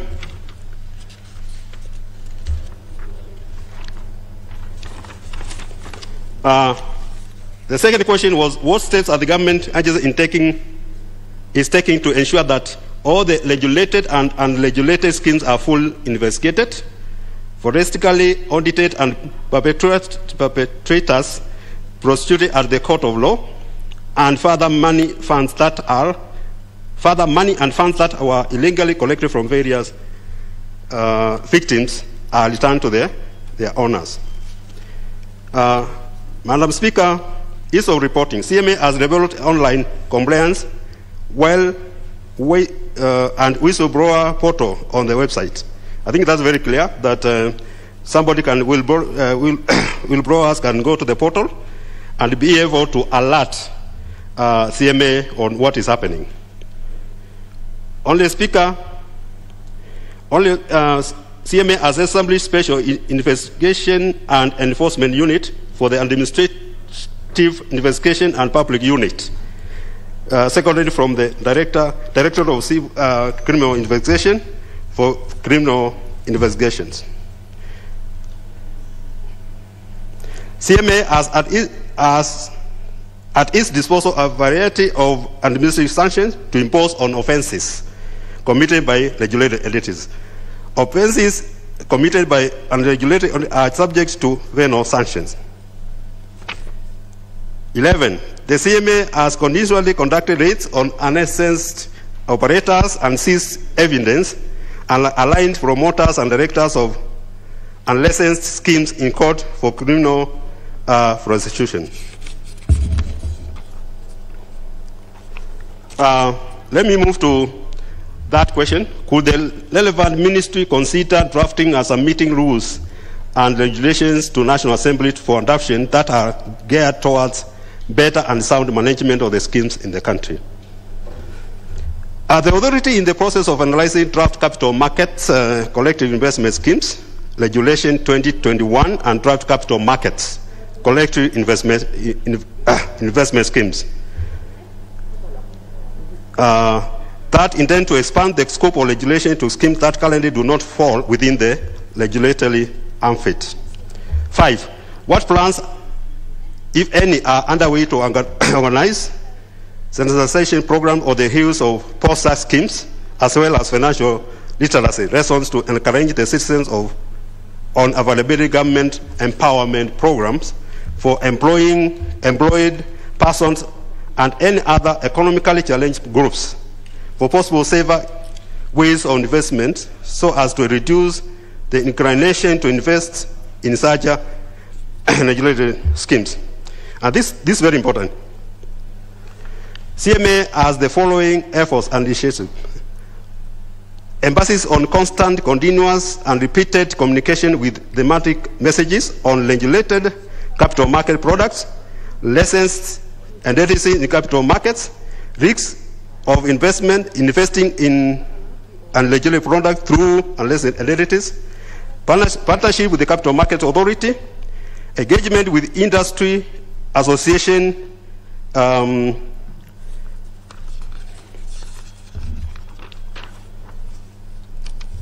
strategic social media campaigns on Twitter, Facebook, Instagram, and YouTube in partnership with the industry.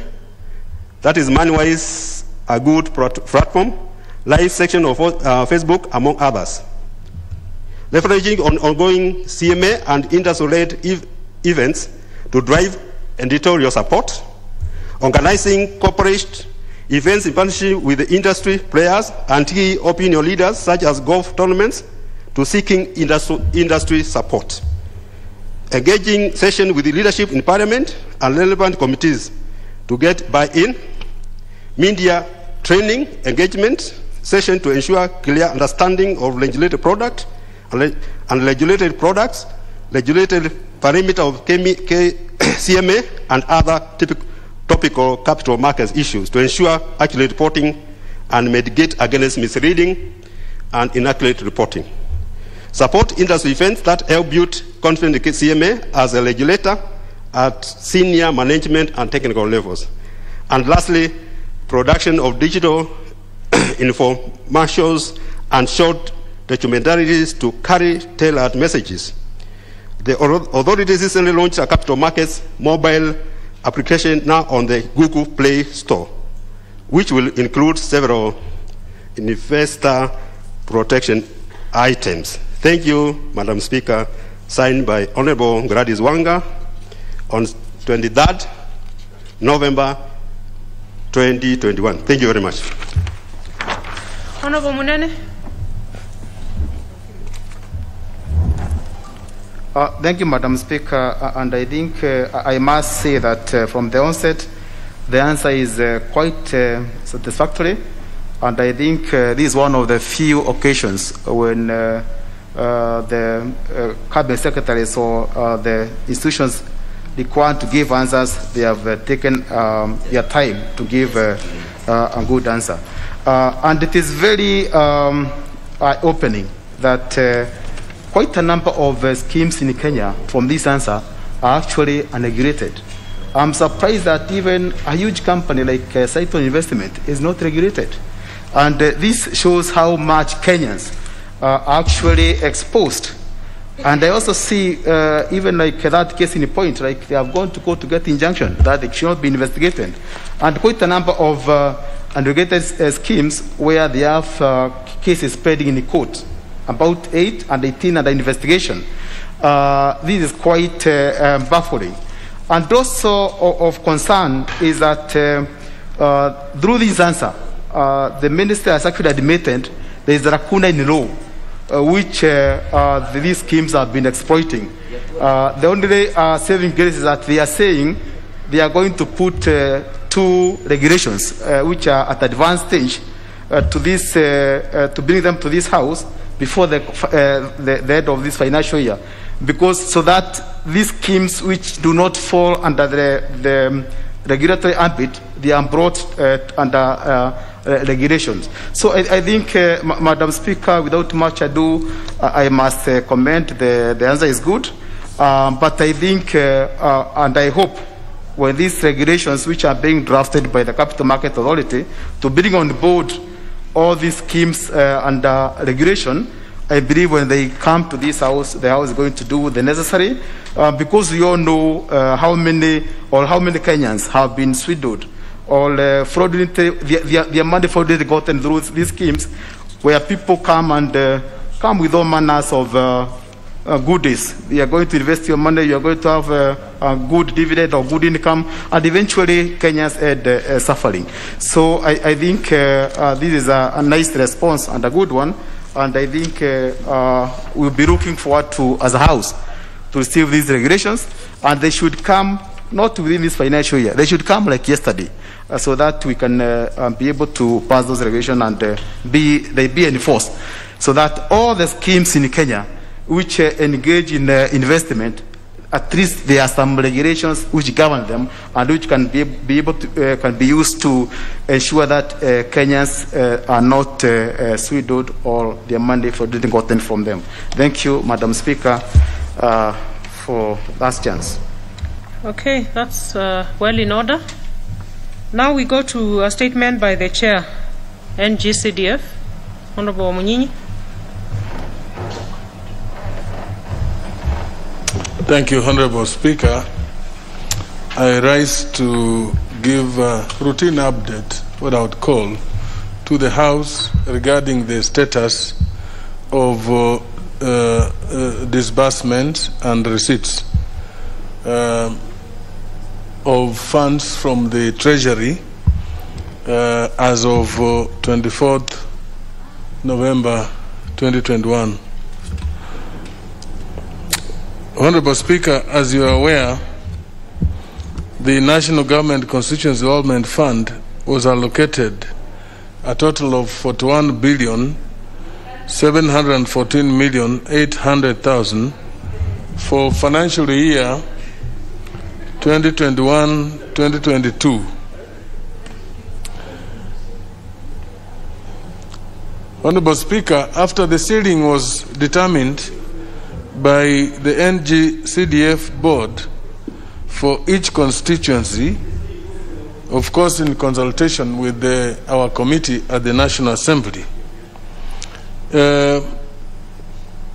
constituencies were asked to submit proposals for projects to the board and have since been processed. I can confirm, Honorable Speaker, that all the 290 constituencies have had their proposals considered and funds have been released to their constituencies. I'll shortly be explaining how they have received the funds, Honorable Speaker. Now, this, Honorable Speaker, has been, of course, pursuant to Section 39, subsection 2 of the Act, which provides that disbursement of funds to constituents fund account shall be effected at the beginning of the first quarter of each financial year, with an initial amount equivalent to 25% of the annual allocation for constituency, and thereafter the constituents fund account shall be replenished in 3 equal installments at the beginning of the second, third, and fourth quarters of financial year.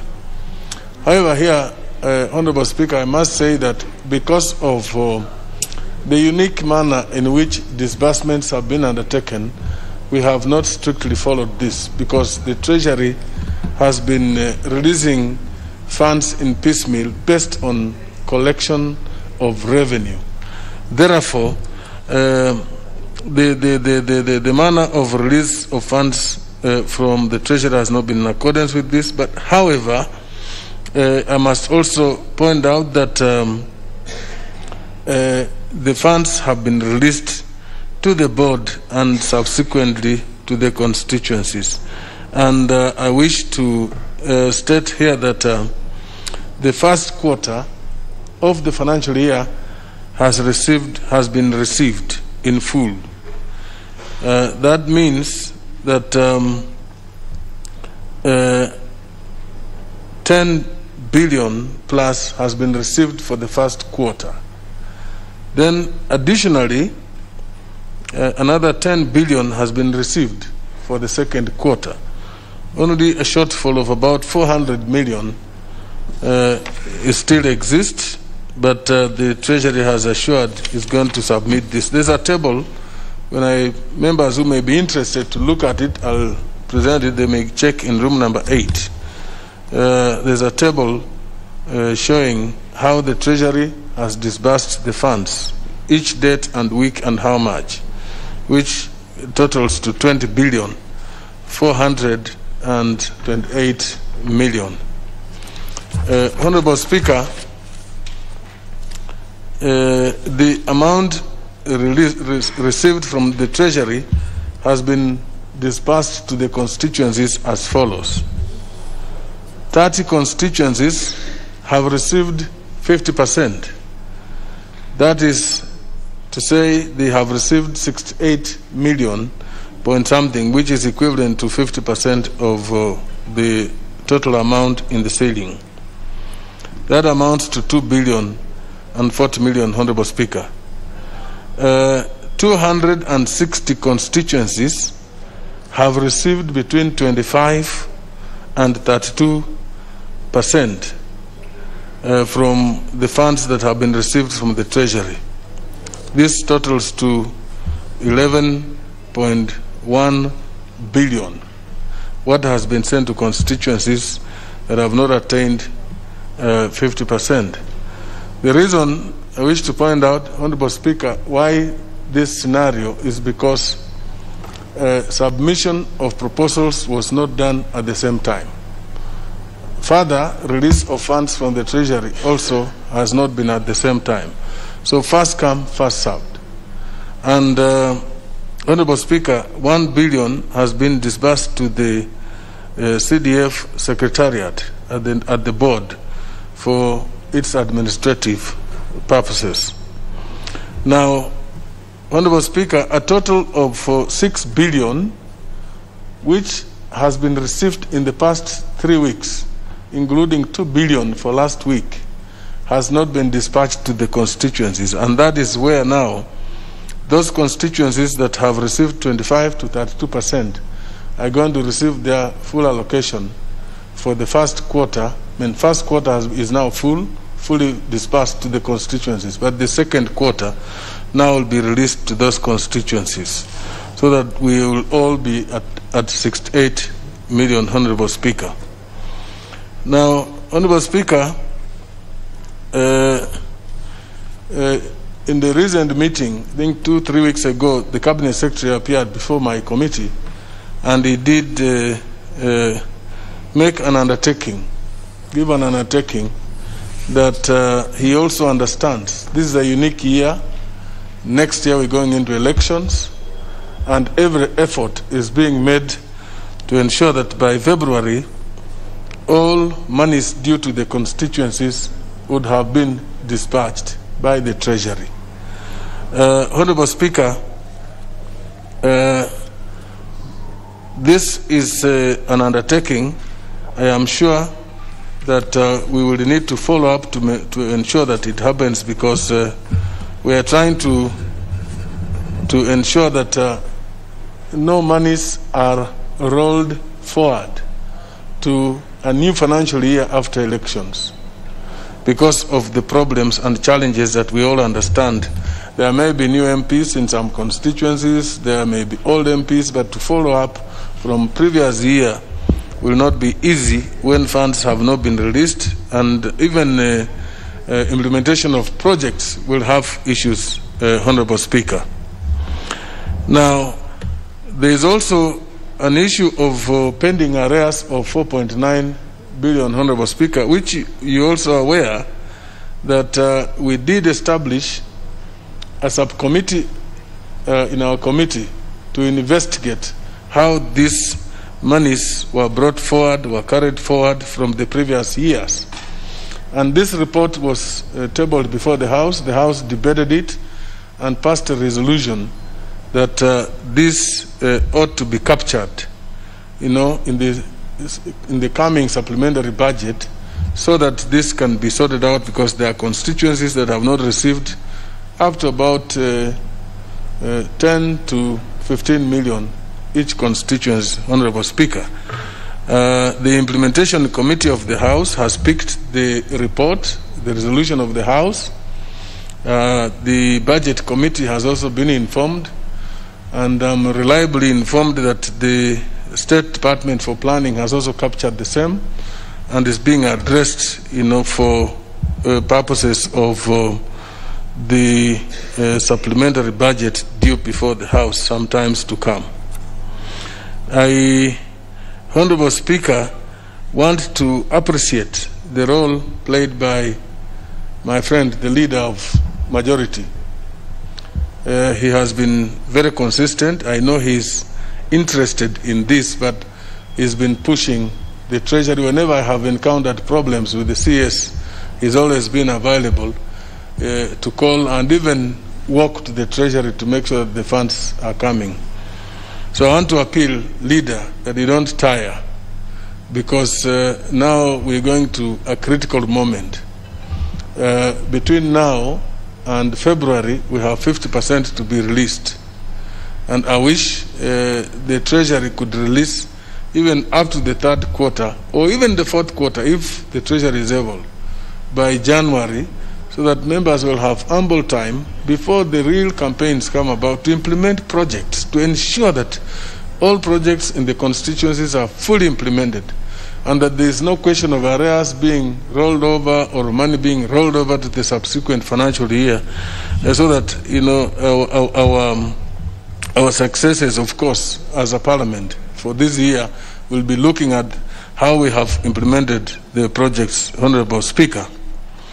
I also want to thank your office, Honorable Speaker, and the office of the clerk. You have all been involved to ensure that the Treasury does release funds to get to the constituencies. And all those that have also tried their best to help to see that funds are received. Honorable Speaker, I want to appeal that the same spirit, leader, and your office, the same spirit prevails so that we ensure that these funds that we expect are released without delay. Unfortunately, the Treasury sometimes, if they were doing what they had assured on a weekly release of 2 billion, we would be at the third quarter, but they have not been doing so. So I hope that they're going to refer to that release so that we get all the funds. I didn't want to take so much time. I've just picked summaries. Members who are interested to get details of each constituencies, which one has received what, and so on, can check in room number 8. With those few remarks, I thank you, Honorable Speaker. I think that is very clear. Members want to say something? Yes. Honorable Okelo. Madam Speaker, I thank you very much. And on the same breath, I want to thank my brother, Honorable Wamunyinyi, the party leader for Kenya, for this detailed report on the status of NGCDF. Honorable Speaker, when we were making this budget a while back, the budget which we operate on today, there was a universal agreement that CDF monies would be released by December of this year, so that we can hence concentrate on delivering the mandate to our people. Honorable Speaker, now they have shifted goalposts from December, and now they are talking about February. And there are accruing balances amounting to 4.9 billion. Initially, my constituency, Nyando, was not part of that accruing balances. But in the last financial year, my constituency never received a tune of 12 million shillings, which has then been fed onto the current balances. So failure by Treasury to play ball and to do as this House would demand, we may, at the end of this financial year, end up with even a bigger balances accruing from our people. Honorable Speaker, it is true that we have categories upon which funds are devolved to the grassroots. We've got the county monies and the NGCDF from the national kitty. The only effective funds that impact on the lives of our people is NGCDF. You ask anybody and they will tell you that. Because again, the way this was tailored, that monies are plugged onto projects, make it very difficult for any pilferages to occur. And our people will tell you that if there is any monies that would circulate, because we only deal with local contractors, unlike the national government that would engage Chinese, this is the only money that percolates downwards to improve the lives of our people. And therefore, any delay means suffering out there. But I acknowledge that the government tends to also look at the grandiose projects done by the Chinese, like you have this express highway from the airport, and they religiously pay those contractors monies that get shipped abroad to China and other countries. But instead of empowering our people through NGCDF, and this is not a lot of money, Madam Speaker, it is only 2.5%. The government has 97.5% at its disposal to play with as much as they want. But this money, as small as it can be, impacts very positively on the lives of our people. We are talking about CBC, for instance. The government did talk about releasing 10 billion shillings to go towards new classrooms. I don't know whether any constituency has seen that money. And I don't know whether it will ever be released, Honorable Madam Speaker. So this NGCDF is what the government needs to pay much attention to. And I want to thank our majority leader who has pursued these monies together with my brother, Honorable Wamunyinyi, the committee chair. But they need to do more. so that as we did agree that by the end of December, all the monies should be in constituencies' accounts. And now they're talking about February. By the end of February, they may shift goalposts to April. And the government will soon be coming here in this same house so that we can pass a supplementary budget to them. In democracies that work, we will create a gridlock so that they firstly finish up with us, then we can now help them get their supplementary budget. But we will be twisted into this house that at the end of the day, they get what they want, but MPs will be here languishing with projects that will never be implemented at the end of the day. And just as my brother, Honorable Wamunyi, has said, some of us will come back. Definitely I'll be here. But what happens to those who will perhaps not make it? What then happens to their manifesto, which was for 5 years, not 4 years? So I implore upon the leadership of this House to work in collaboration with the NGCDF committee so that we can quickly get these pending monies. Our children should not be languishing at home due to lack of school fees. The classrooms that we are building through NGCDF, I don't know about what the government is doing with the CBC classrooms. That these classrooms will be done in good time, and that the manifesto that we did set for our people lasting 5 years will indeed be implemented at the end of this term. And I thank you, Madam Speaker. Honorable Okello, you may need to offer some consultancy services to other members.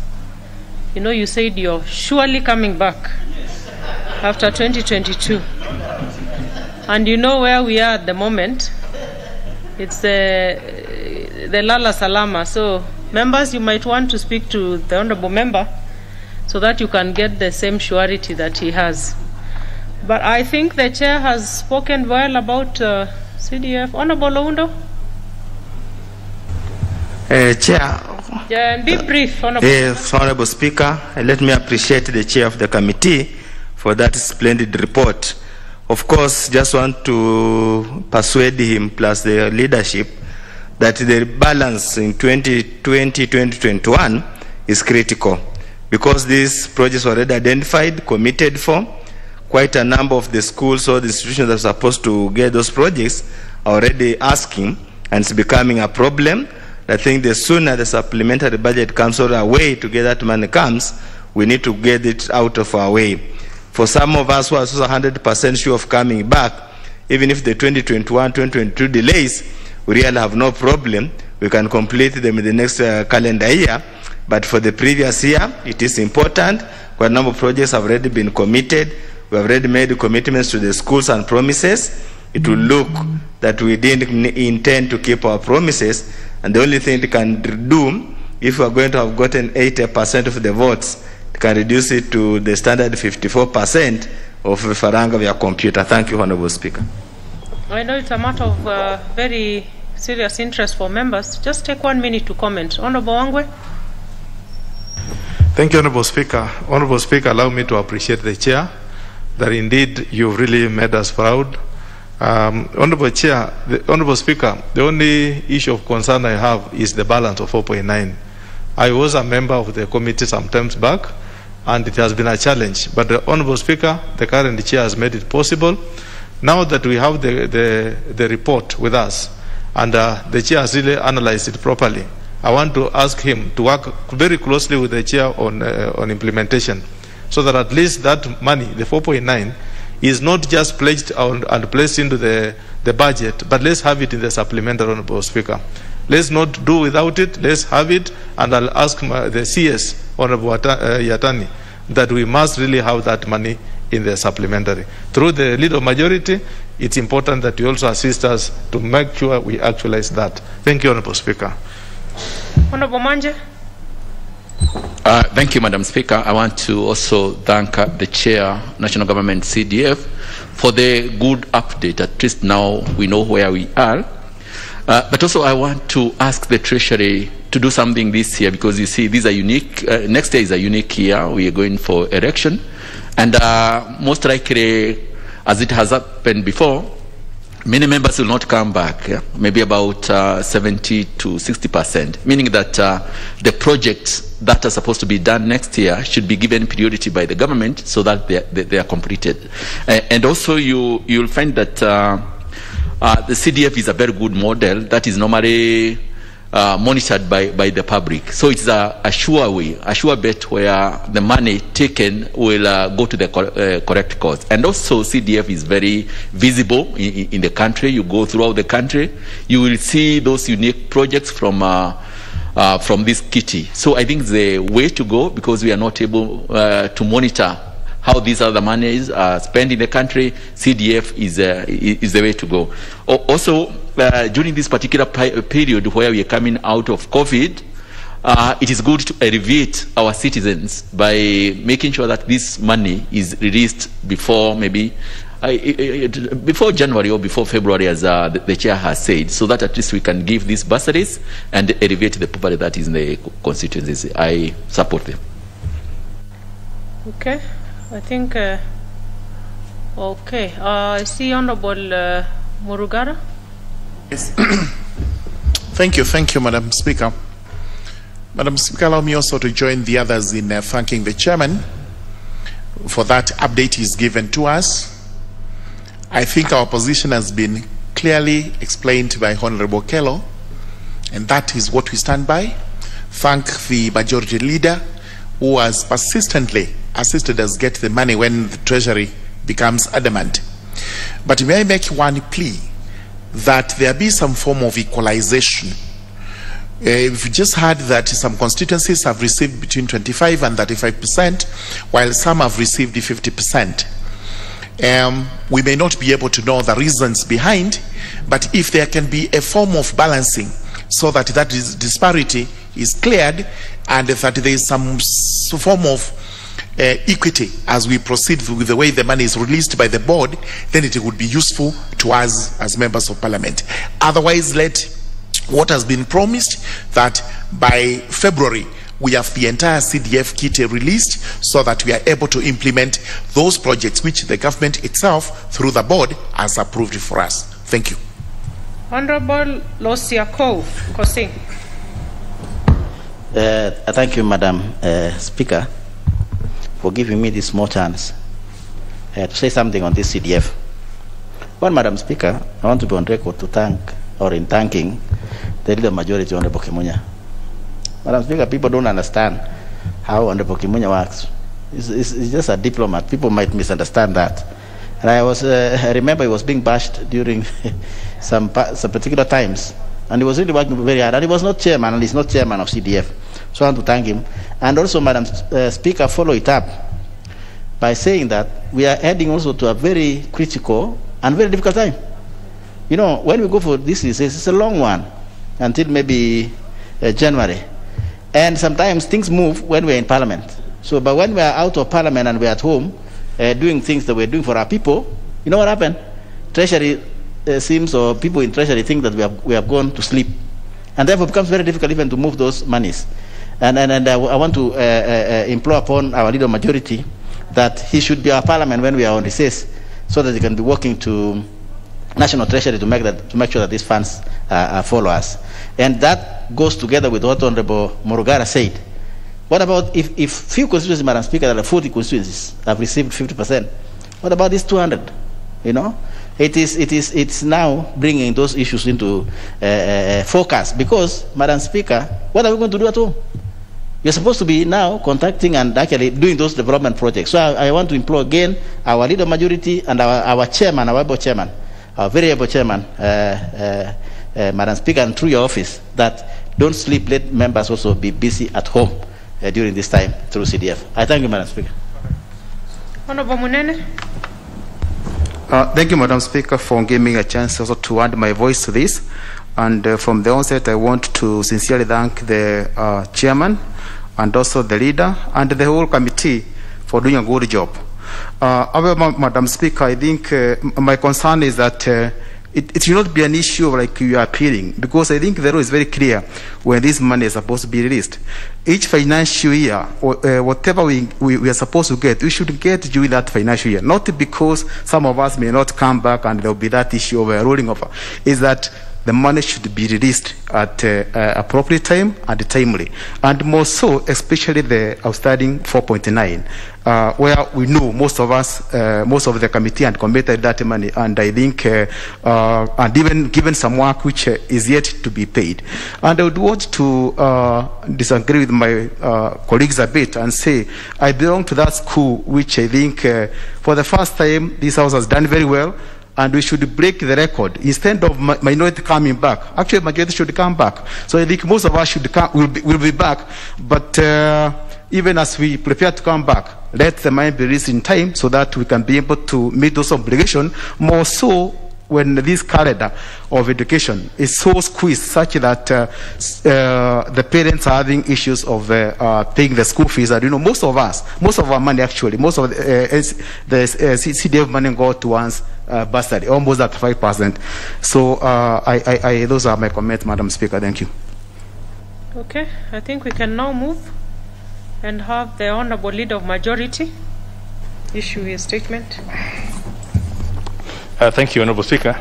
Pursuant to the provisions of Standing Order number 44-2A, I rise to give the following statement on behalf of the House Business Committee, which met on Tuesday, the 16th of November, 2021, to prioritize business for consideration.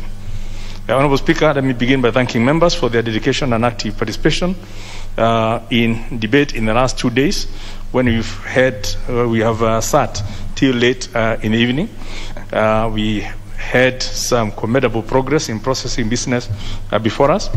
However, and I'm sure, Honourable Speaker, you share this with me, I wish to know that members whose business is scheduled for consideration need to avail themselves in the House to avoid the repercussions that come with failure to show cause.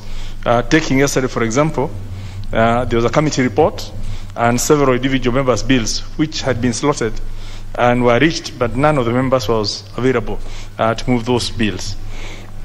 I hope the ones for today will actually be there. Honourable Speaker, it's evident that we have very limited time to consider the pending business. We are also aware that next week the House proceeds on its long recess. I therefore wish to urge members to cooperate and sacrifice a few hours in the evening to join the House in expediting the pending business. And I want to thank members for agreeing to also sacrifice Thursday morning to expedite the pending business. Honourable Speaker, on Tuesday next week, 30th of November 2021, both houses are scheduled to have a joint sitting where His Excellency the President will make the annual State of the Nation address.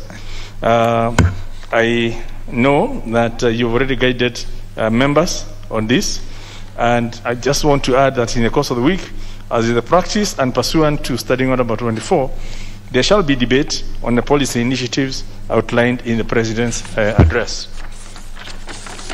Honourable Speaker, in accordance with the provisions of Standing Order number 42A, 5 and 6, I wish to convey that the Cabinet Secretary for Energy is scheduled to appear before the Departmental Committee on Energy on Thursday, the 2nd of December at 10 a.m.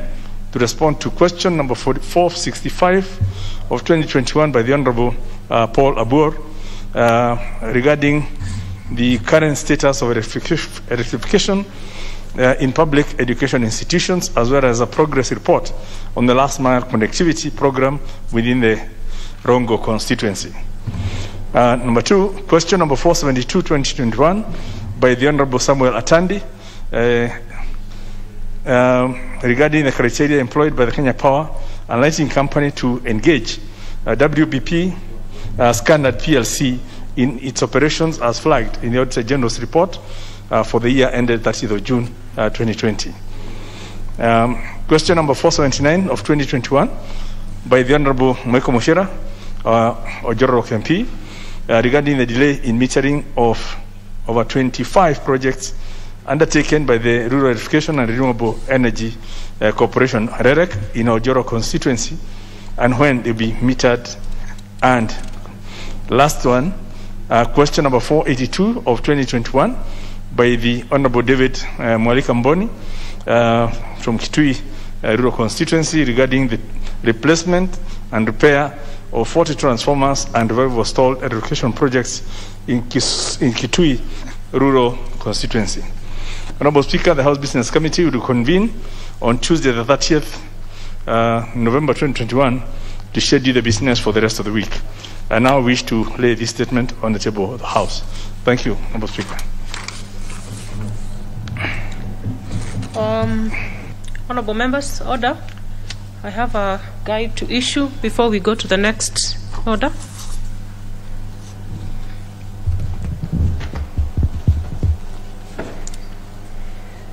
Honorable members, I wish to give a guide on the business appearing as order numbers 16, 18, and 19 in the order paper for Thursday, 25th November 2021. Honorable members, this guide relates to the business appearing under order numbers 16, 18, and 19 in the order paper for today, Thursday, 25th November 2021. Under order number 16, which is the referendum number 2 bill, National Assembly Bill number 14 of 2020, I have received representation from a number of members who had submitted their notice of proposed amendments to the bill. However, the proposed amendments are yet to be processed and included in the order paper. In this regard, I hereby defer the order from today's order paper. With respect to the business appearing under order number 18, regarding the Kenya Roads Amendment Bill, National Assembly Bill number 12 of 2020, it will be recalled that the bill was listed in the order paper on Thursday, 19th August 2021 for second reading. However, honorable members, the Honorable David Kosing, CBS MP, Chairperson of the Departmental Committee on Transport, Public Works and Housing, sought leave of the Speaker to defer consideration of the bill to a later date in order to allow further consultations with stakeholders, among them being the Engineers Board of Kenya and the Institute of Engineers of Kenya. Honorable members, among the objectives of the then report of the committee on the bill was a proposal to introduce an amendment, the effect of which was to open up the position of the Director General of Kenya Roads Board to professionals other than engineers only. Further, the Office of the Speaker had received petitions and representations from the Engineers Board of Kenya, the Institute of Engineers of Kenya, and the general public cautioning against such proposal.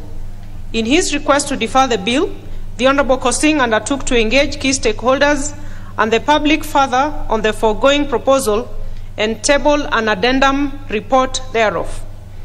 It's on account of the foregoing that the Speaker granted leave and deferred consideration of the bill until the committee tables an addendum to their report regarding the outcome of the engagements. Honorable members, it is on record that yesterday, Wednesday, 24th November 2021, the chairperson of the Departmental Committee on Transport, Public Works, tabled an addendum to the report of the Departmental Committee on Transport, Public Works, on its consideration of the Kenya Roads Amendment Bill 2021, tabled on 5th August 2021. In this regard, the Speaker has reinstated the bill to proceed for consideration at second reading and subsequent stages. Honorable members, with regard to the Advocates Amendment Bill, National Assembly Bill number 43 of 2021, appearing under order number 19 in today's order paper, the Office of the Speaker is in receipt of a letter from the Chairperson of the Departmental Committee on Justice and Legal Affairs seeking leave to withdraw the bill pursuant to Standing Order 140. Before I guide the House, it is worth noting as follows. 1. The Departmental Committee on Justice and Legal Affairs introduced the bill in furtherance of its own recommendations as contained in the report on its consideration of public petition number 20 of 2021 by one Mr. George Njenga Mwaniki and 12 others seeking amendment of the Advocates Act, Cap 16, to allow admission of law practitioners from the republics of Rwanda and Burundi to the role of advocates in Kenya.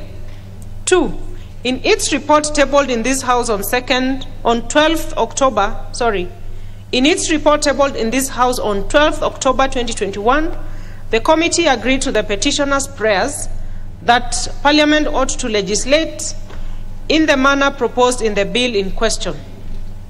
And 3, the bill was read a first time on 10th November 2021 and is undergoing public participation, and the period for submission of memoranda opened on 11th and closed on 23rd November 2021.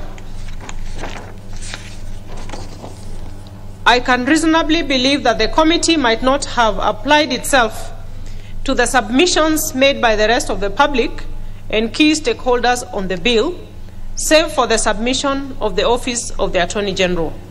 In this regard, I hereby defer the business appearing under Order Number 19 to await the Speaker's determination of the request by the Chairperson of the Departmental Committee on Justice and Legal Affairs in light of Standing Order 140, which grants the Speaker the discretion to consider the merit of such request before granting leave to withdraw a bill.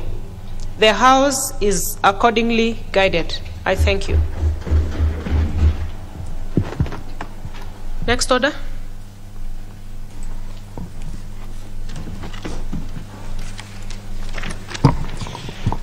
Order number 14, the Higher Education Loans Board Amendment Bill, National Assembly Bill number 52 of 2021. First reading. An Act of Parliament to amend the Higher Education Loans Board Act.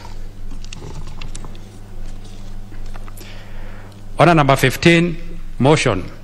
Approval of nominees to the Kiambaa Constituency Committee. Chair.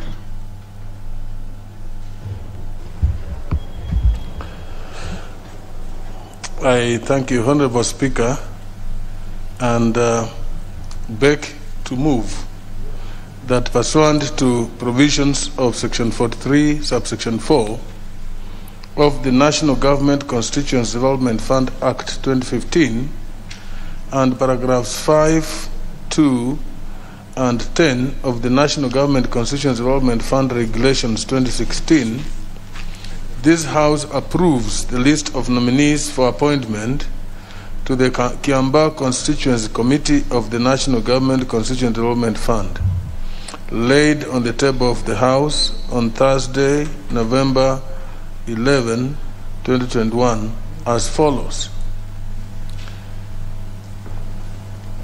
1, George Muiruri Wamboi, a male youth representative.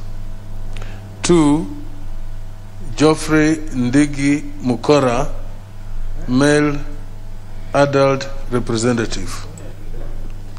3, Isabel Murugi Kinyanjui, female youth representative. 4, Elizabeth Wamboi Kitau, female adult representative. 5, Ann Nduta Karioki, representative of persons with disability. 6, Jackson Mbugwa Kinyanjui, nominee of the constituency office, male. 7, Rose Wanjiku Nganga, nominee of the constituency office, female. Honorable Speaker, all the nominees are first appointment.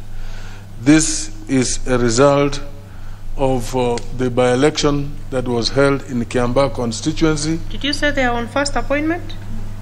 I can see some who are on reappointment. Yes, majority are first appointment, the others are reappointment. Yeah. It's a mixture of first appointment and reappointment, Honorable Speaker. I beg your pardon. As I was saying, Honorable Speaker, this was a result of the by-election that was held in the constituency following the death of our colleague, the Honorable Paul Koinange. I am sure that the member of the constituency is in the House, and would possibly be accorded a chance once the question has been proposed to confirm, Honorable Speaker, that these are the nominees from the constituency. And having said that, because this is procedural, merely seeking House approval of membership of the committee, there is not much that I want to add, Honorable Speaker, and therefore I beg to move and ask the Honorable Emmanuel Wangwe to second. Thank you, Honorable Speaker. Honorable Speaker, I rise to second the motion by the Chair NGCDF, and also thank the Honorable Member of Kiambaa, my very good friend Honorable Wanjiru, that he has really complied with the CDF Act. When you look at the way he has placed his membership, he has considered entirely as per the CDF Act. This is a good thing, and Honorable Wanjiru, I just want to wish you well. You came in a bit towards the end of the House, and may the people of Kiambaa look at you with mercy and support you to be among the 30% who are likely to come back. Thank you, Honorable Speaker, and I second. Other members? I thought somebody had stopped.